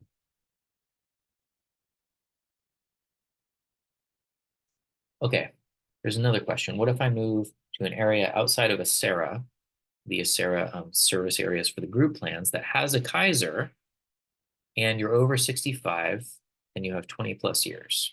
Okay, so that is one other option that I didn't mention, which is that and this is covered in our enrollment guide, and I'll send you the link to that. Kaiser does have some other sites, Washington and Oregon, and Georgia, Hawaii, I think maybe in the DC area. And if you move to one of those service areas for Kaiser, you can enroll in an individual plan through Kaiser. And in your case, it sounds like you would be enrolling in an individual Medicare plan through Kaiser. And you can receive the monthly medical allowance. But the way that we do it is you enroll through Kaiser directly with them, and then via benefits, actually, even though they're not helping you enroll in your medical plan, they are going to administer your monthly medical allowance for you. So you will submit reimbursement claims to via benefits for that individual Kaiser plan that you're enrolled in. And there's more information about that in our guide at acera.org/guide, and I just sent you the link for that. Question is, when should you contact via benefits? 3 months before retirement or when you apply for Medicare? Well, I think that via benefits won't have you listed in their system until we send over our file that has all of our retirees in it. So I think that's something that you're going to want to talk to your counselor about at the time of retirement in that 3 months leading up to retirement. They will help you get into the plans that that you're transitioning into with, and they'll help you do it without any gap in coverage. Okay, and then I'm going a little over here into Jean's time, so I'm just going to take a few more minutes, Jean, to cover these last two slides. The fifth non-guaranteed No worries, benefit. Mike. Just go ahead and take your time. I Oh, can thanks. shorten mine. Don't worry about it. Thanks. The fifth non-guaranteed benefit is the supplemental cost of living adjustment. Now, remember, you probably all remember this because I think I hammered this in about the vested cost of living adjustment that happens on April 1st every year. That's guaranteed. Now, there's this extra cost of living adjustment called the supplemental cost of living adjustment that you will get anytime in retirement, and usually it's many years after you retire. But if you lose more than 15% of your buying power to inflation, the supplemental cost of living adjustment kicks in and keeps you at 85% of your original buying power. So you can never lose more than 15% of your buying power in retirement. It's a really powerful benefit. And whenever we survey members on and ask them to rank the various non-guaranteed benefits, this one always comes in second after the medical subsidy, the monthly medical allowance, because it's so powerful and so important. And as I stated earlier, everyone is eligible for this. You don't need a certain number of years of a service credit to qualify. It's just if you lose more than 15% of your buying power to inflation, this kicks in, and it happens automatically. We do this all for you. You don't have to think about it. Okay, last slide, understanding some life events. This is just kind of a catch-all slide. There's some other topics that we didn't have time to go through. A lot of them may not apply to everyone, which is why I don't really spend much time on them. But I just wanted you to know that they exist. The first is deferring retirement. I alluded to this a couple of times. If you don't go straight from active work into retirement, if you stop working and defer your retirement to a later date, you're still an ACERA member. You're just your membership's kind of on hold, and you can retire later out of deferred status. If you're going to do that, if that's part of your plan, you're going to want to go ahead and read our page on that because there's some things that you're going to want to know about that. And that's acera.org/deferred. Death benefits before retirement. We talked about death benefits that your beneficiaries would get after you retire, should you die after you retire. But every so often we have a member who unfortunately dies before they are able to retire. And we do have a whole bunch of death benefits available to their beneficiaries. So if you do want to learn about that, our page on death benefits is acera.org/death. Divorce and domestic partnership dissolution. California is a community property state. So if you're married or in a state-registered domestic partnership, while you are earning benefits with ACERA, when you get divorced and you dissolve that domestic partnership, those benefits are one of the things that is considered community property, and that's on the table for division between the ex-spouses when you're doing the divorce settlement. So in some cases, the ex-spouse will take part of your account with them. It all depends on how you negotiate it. There's more information about that at acera.org/divorce. Disability retirement, I mentioned this a couple of times. If you ever become permanently disabled and you cannot perform your job duties, you can apply for disability retirement. There's service-connected disability retirement. There's also non-service-connected disability retirement. If you're disabled, but your disability did not arise out of something to do with your employment. A lot more information about that out at our disability page, acera.org/disability. If you're going to work after retirement, and you're not going to go to back to work for one of our 6 participating employers, we don't care what you do. Go work wherever you want. Hopefully you don't have to work. Hopefully it's something that you want to do. Have at it. And we're just going to consider you an ACERA retiree. And we're going to pay you your lifetime retirement allowance. Now, the caveat is if you are going to come back to work for one of our 6 participating employers, there are restrictions and duration limits. So you're going to want to check those out at acera.org/working.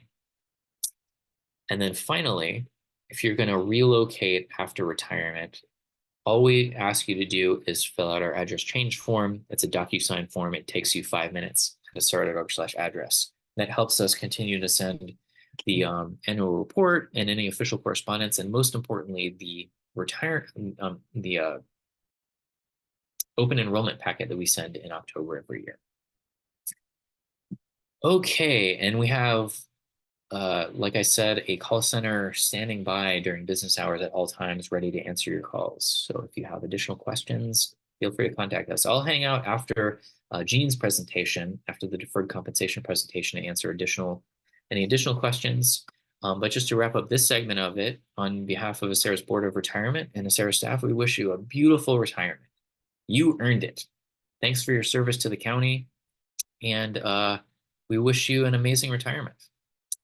Okay, so with that, I'm going to turn it over to our deferred compensation expert, Gene Hilliard. Gene, I already know you're there because I already heard your voice. Yes, yes, I am here. How's it going? All right. Going good. How are you doing? Good. Let's see. Let me grab and share my screen. Let's see, Sounds good. share. So Gene's going to do a presentation on the 457B plan, the deferred compensation plan. You all have access as government employees to this type of retirement savings account, and he's going to tell you everything you needed to want to know, everything that you want to know about this leading up to retirement. All And right. this is going to last approximately until 1 o'clock. Take it away, Gene. All right. Sounds good. All right. You see my notes, Mike? I hope not. Yep, we're seeing your notes. All right. Let me switch that out. Swap. All right. Let's go ahead and get started. My name is Gene Hilliard. I'm Vice President, Financial Advisor of Emerge Financial Group. We're a financial services company in Oakland. We help our clients with financial planning. We do taxes. We do accounting for small businesses. We were hired roughly 15 years ago at the time, by Prudential Retirement, now Empower Retirement. So we were hired 15 years ago to provide retirement planning, investment guidance, advice, and education about surrounding retirement planning. A little bit about my background. I'm a licensed financial consultant / stockbroker. Been licensed roughly 20 years, helping my clients create wealth, maintain that wealth throughout their lifetime of their children and grandchildren. And I'm a retirement counselor. And my goal as a retirement counselor is really, for the most part, is help each and every one of you maintain your current lifestyle in retirement. Okay. Now, you guys work for Alameda County, great government agency, has an outstanding pension.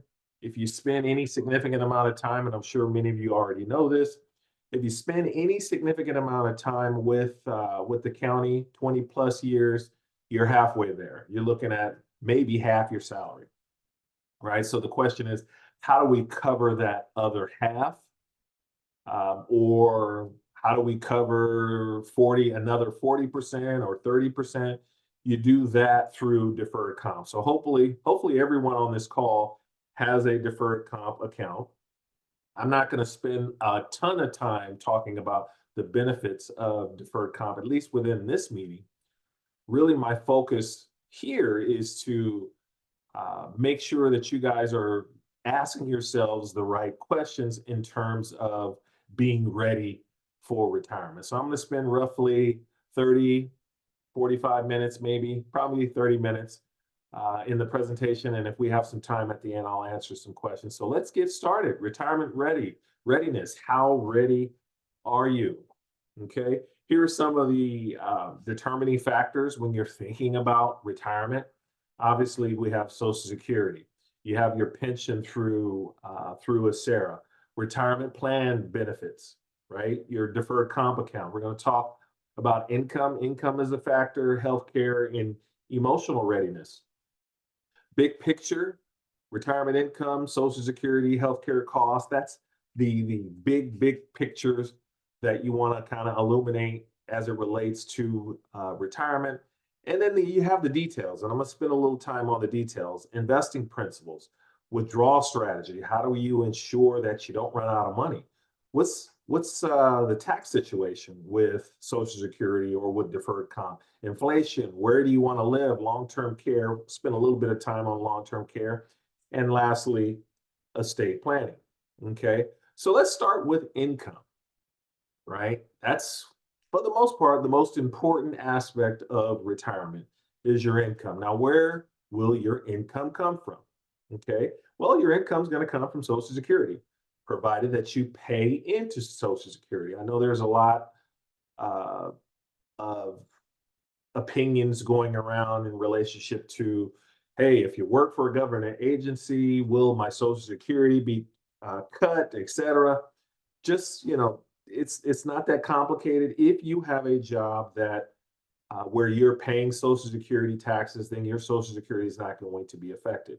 But if, for example, if you work for, if you're a sheriff deputy, uh, you work in the fire department, I believe most of those guys and gals don't pay into Social Security. So that could negatively affect your Social Security.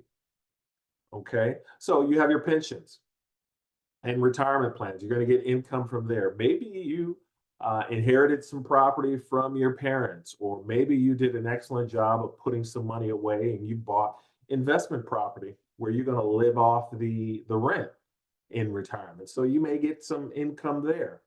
Some of you may decide you want to do a little work part time, right? The other is, hey, I hit the lotto, so I don't have to worry about anything. But these are the typically the areas where you're going to where your income is going to be derived.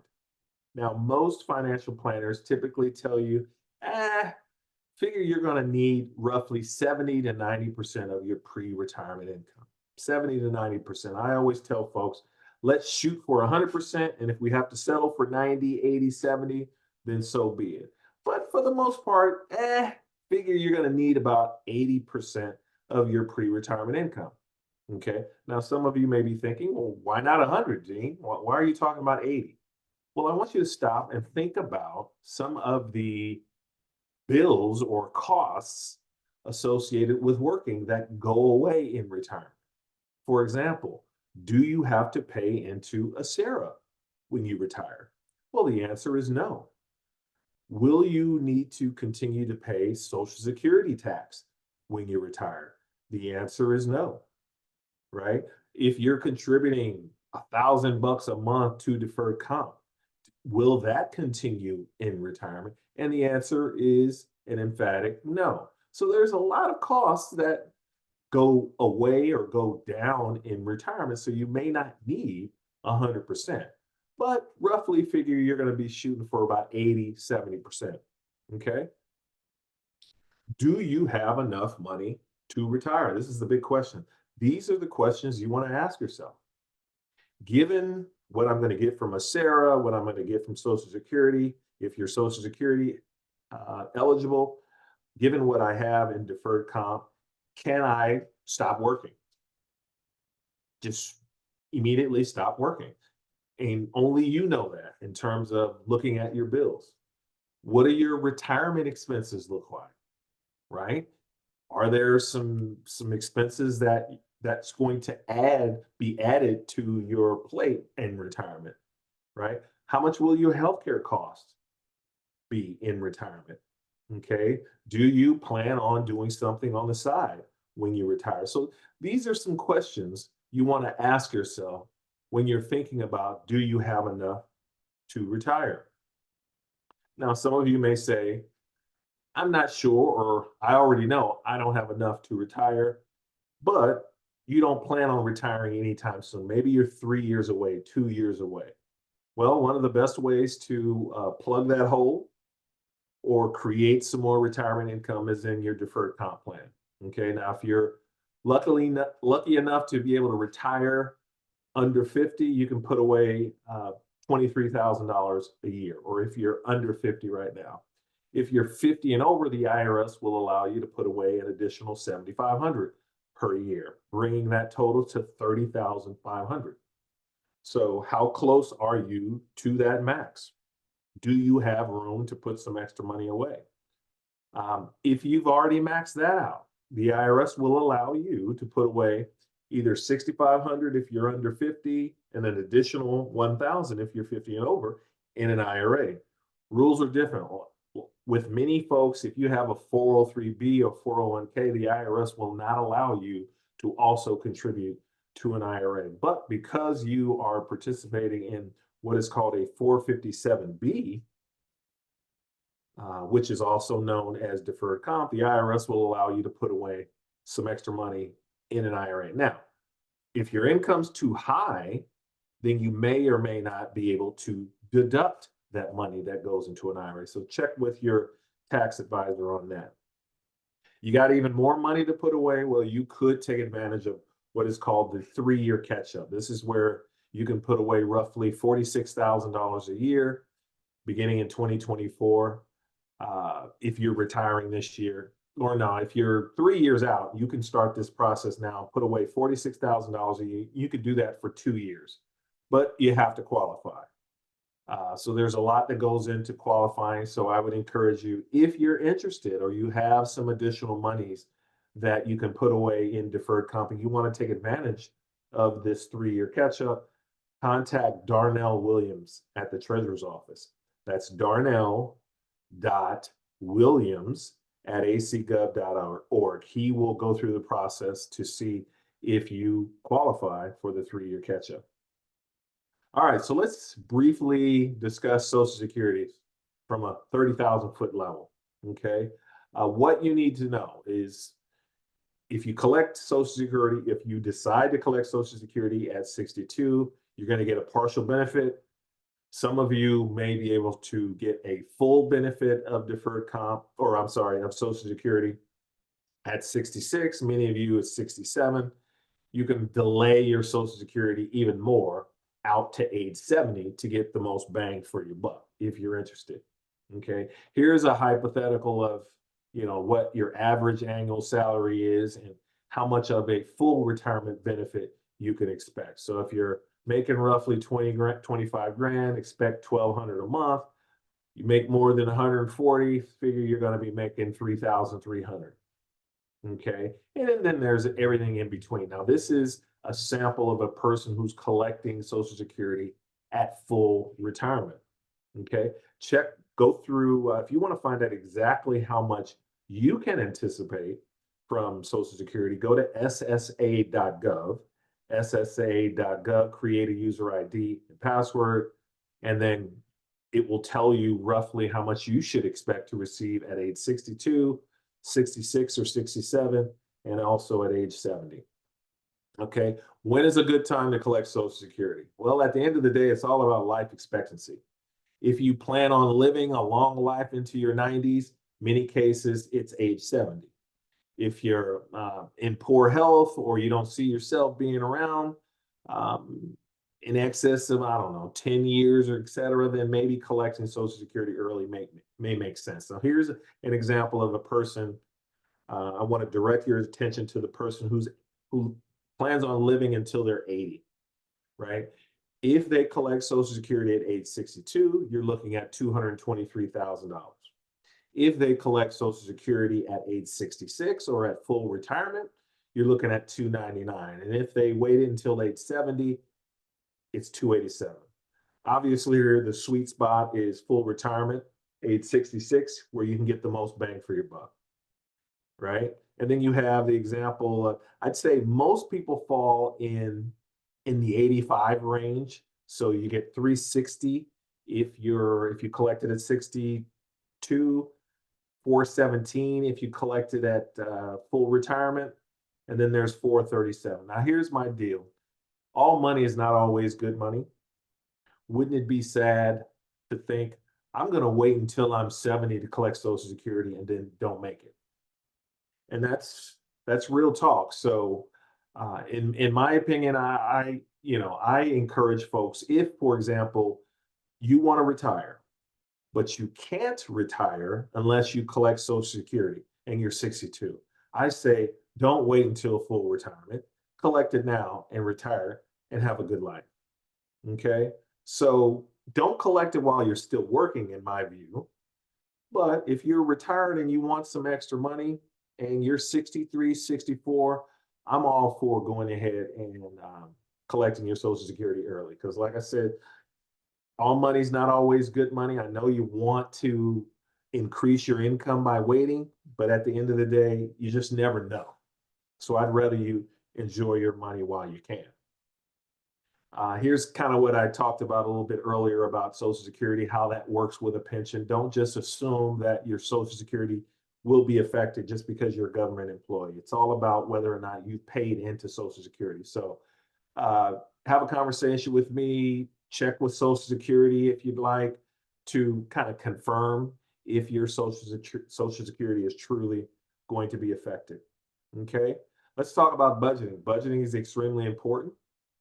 Um, Creating a spending plan for your future is extremely important because at the end of the day, once you stop working, that's it. There is no way to go work overtime to make up uh, a shortfall that you may have. You're retired. You're no longer working, so we need to try to be as responsible as we can with our money, and that starts with budgeting, prioritizing your future spending. Okay.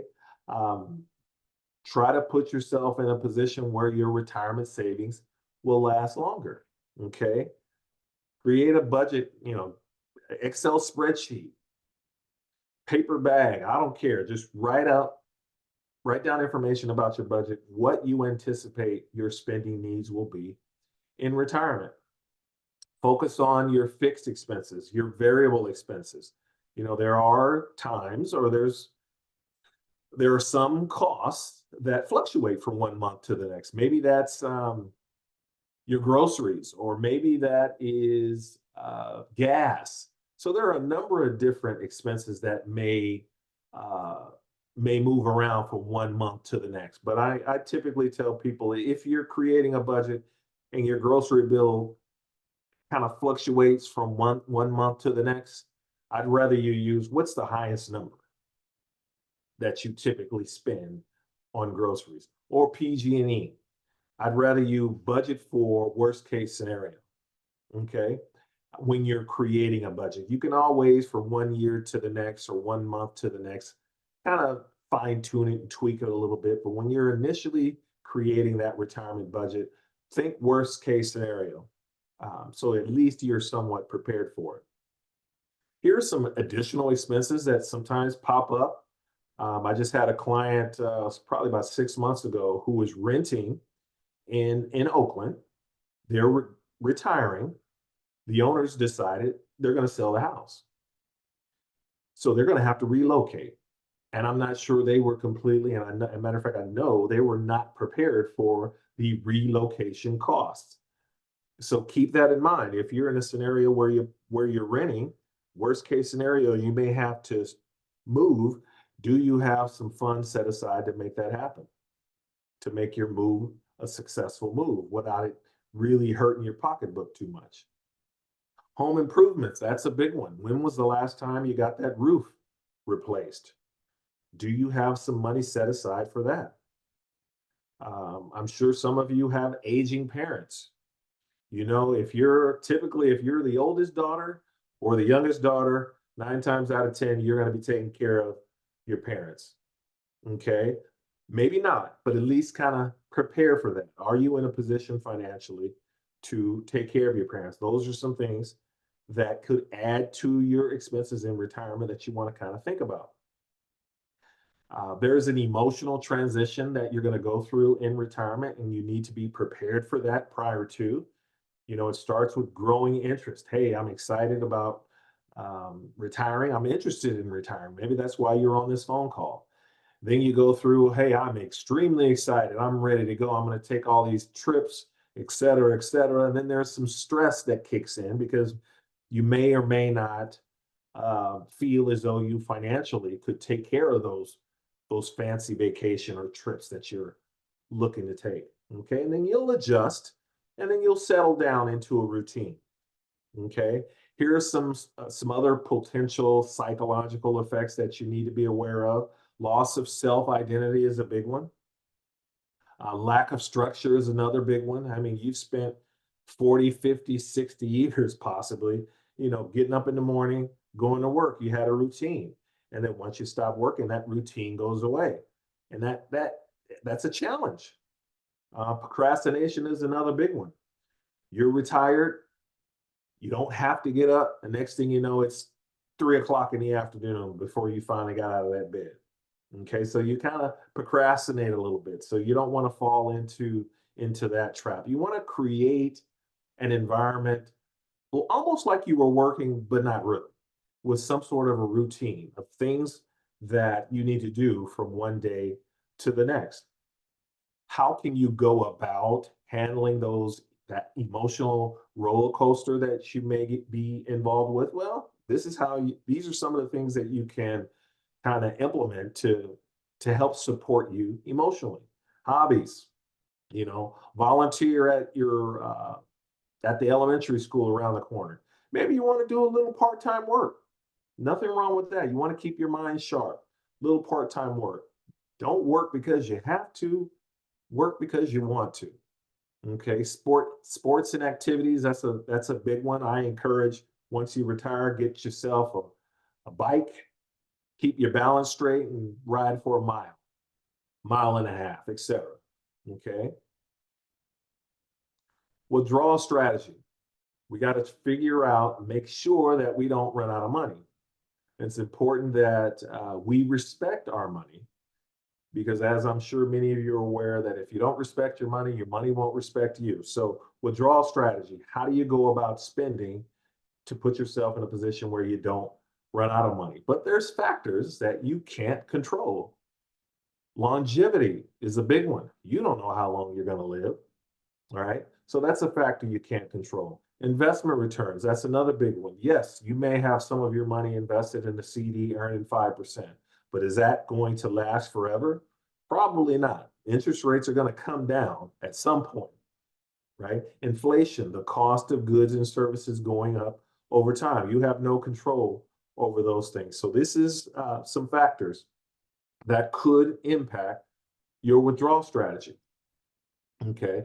What sort of withdrawal strategies should you consider, where this is a chance, or this is an option for you, called the constant dollar amount withdrawal strategy? You pick a dollar amount specific to your situation and you stick with it every year. This is an example of a person who has a $500,000 balance. They're going to stick with withdrawing $20,000 a year, and they're going to give themselves a raise of 3% every year. That's a strategy that you might want to consider. There's also the constant percentage amount withdrawal strategy, right? Where you can elect to, I'm going to take out 4% of my balance year in and year out. This ignores inflation. I like the 4% or 5%, right? So just pick a percent of your portfolio that you're going to take out per year, and then stick with that.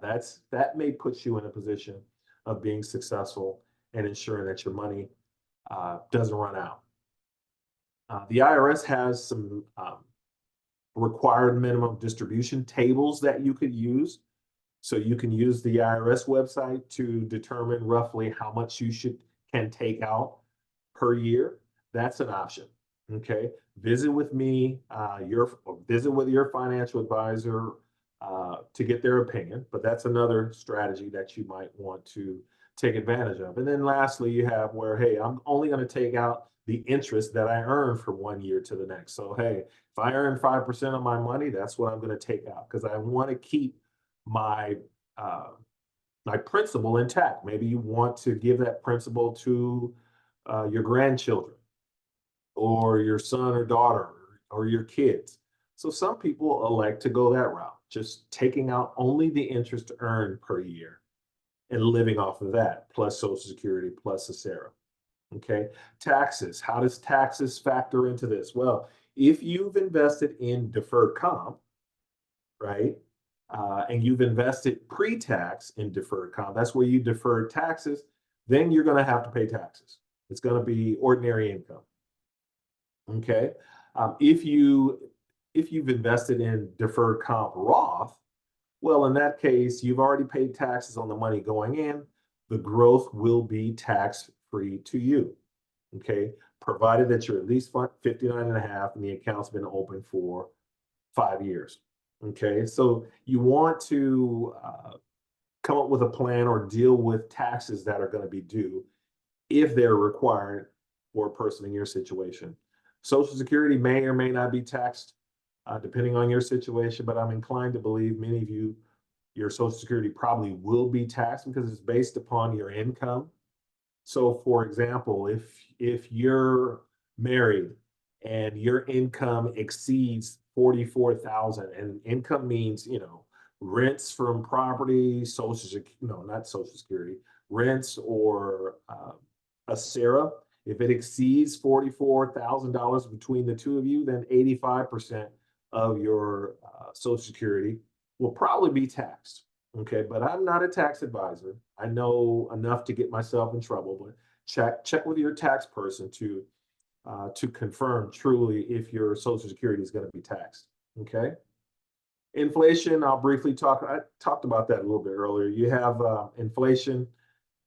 Typically, if you're still paying a mortgage, your mortgage is probably not going to change. Now, there is a possibility if you have an impound account and your impound account includes not only it includes your loan, but maybe it includes your insurance. Maybe it includes property taxes. Now that could fluctuate, but in many cases, anything involving the house is probably going to be fixed. And then you have your variable expenses. And I talked a little bit about, how to handle that. Here's some real life examples of inflation. I'm sure everyone on this call is well aware that a gallon of milk today versus a gallon of milk back in 1980, it's like 4 times the amount. And that's the example on the left-hand side. New car, median home prices. Inflation is real. I'd say recently we had an inflation problem where inflation was double digits, 10, 11%. It has come down significantly, which is good news. But inflation on average over the past 50, 60 years, it's been around 2.5, 3%. But you want to, when you're saving towards retirement and you're thinking about retiring, you want to keep in mind that inflation could in fact rear its ugly head. Okay. Where do you want to live in retirement? These are some questions that you want to ask yourself when you're determining where you want to live. Cost of living, quality of healthcare in that state or city, state taxes, distance from family, etc. So these are some things you want to be thinking about as you near retirement and you're considering moving. Okay. If you're looking for the states with the best tax rates, you got your Delaware, Hawaii, Wyoming, DC, Vegas. Okay. Those are options. If you're looking for a state with the lowest cost of living, knock yourself out. There's Mississippi, Oklahoma, Arkansas, Kansas, Missouri. Okay. Those are some options for you. Healthcare. California is on the list. We're fourth in terms of quality healthcare. So these are the states with the options if healthcare is high on your radar. But when it comes down to deciding where you want to live, it's all about you. What's important to you? Okay. I will also say that don't discount the fact that if you have kids and maybe they are planning on starting a family, chances are you're going to want to be near your grandkids. So if your grandkids or your kids are in California, figure you're gonna probably stay in California. Okay. So just kind of keep that in mind. You may want to move to Mississippi because it's cheaper, but it's going to kill you being away from your grandkids. Okay. So where I like to think worst case scenario that you're going to stay in California and save enough money to make sure that you can live a decent life staying in California when you retire. Long-term care, insurance, long-term care insurance is ridiculously expensive. You don't get as much bang for your buck if you're deciding you want to buy long-term care insurance or you're even paying for it. It's expensive. Okay, but this is what typically long-term care covers: bathing, dressing, housework, grocery shopping. You can choose all of these different types of long-term care policies, or you can kind of, pick and choose. So you have homemaker services, adult daycare, assisted living facility, nursing home. It can be pricey. I have a client that mothers in a nursing home, and they're charging her 10 grand a month. And if you have long-term care insurance, you need to go through that thing with a fine-tooth comb to see, all right, are they going to give me 10 grand a month, or is it only 500 a month? You need to kind of know if and when the time comes for you to cash in or use your long-term care insurance. So I'm here and available to kind of go through or help you with long-term care insurance, or at least going through the details to see if it's worth it or not. So reach out to me if you need some help with that. Okay. Medicare, I'm just briefly tell you, hey, Medicare, Medicaid, it's not going to cover a whole heck of a lot when it comes to long-term care. It'll give you a little bit, maximum of 100 days. If you're only going to stay 3 months in a facility, then Medicaid, Medicare may work for you. But in many cases, most folks are going to stay someplace a lot longer than that. Okay, so you want to come up with some alternatives. You can either you can buy the long-term care insurance, do the best you can there, or B, you can self-insure, meaning put enough money away in deferred comp or in a side account to cover long-term care expenses if and when that time comes. Okay, let's talk a little bit about estate planning. Estate planning is the process of, at least when you're creating an estate plan, you're looking for your money to be passed on to the next generation in the most tax efficient way possible, and making life easier on your beneficiaries or your kids or grandkids. Okay. Determining your beneficiaries. You want to make sure that someone is responsible. Who do you want included? Who's going to be your beneficiaries? Heirs, family members? Do you want friends as beneficiaries? Is there a charity that you feel passionate about that you want to give to? Okay. Estate planning goes beyond just money, houses, bank accounts. There's end of life medical care. What's if the situation presents itself where they're asking you to make end of life medical care decisions? Do you want your children to make that decision for you, or do you want to get ahead of it and write that information down, making it easier on your family? So that's included. If you're still raising kids, raising grandkids, if something were to unexpectedly happen to you, who's going to take care of that grandchild? So you want to get ahead of that and put that information inside of your estate plan. Okay, these are a variety of different components included in an estate plan. You have wills or trust, you have insurance, executors. I talked about power of attorneys is another big one. I don't think that was included. If you were to somehow or unfortunately become incapacitated, who's going to take care of your affairs? Who's in a position to do your taxes, right? So you want to, within your estate plan, come up with or have a durable power of attorney. Okay. Back in the day, I kind of remember when I was growing up, if you had a will, you were covered. Well, a will is not enough. A will is still a probatable asset. You're going to still need a will, but for the big asset, for your homes and large bank accounts, you want to make sure that a trust is established and that money goes to your beneficiaries without having to get taxed so much. Okay. What's next? Taking a deeper dive, Acera.org. I encourage you, if you haven't already, create a user ID and password, get a feel or an idea of how much you should anticipate receiving from Acera. There's a frequently asked question document on there. Anything that you're probably thinking about in terms of Acera is probably there, but you can always reach out to Mike. Social Security, SSA.gov. You want to kind of get an idea of what you should expect to receive from Social Security. Also, keep an eye on what salary they're using to calculate your Social Security. I had another client, this was probably 6 years ago, whose income from a job was not included.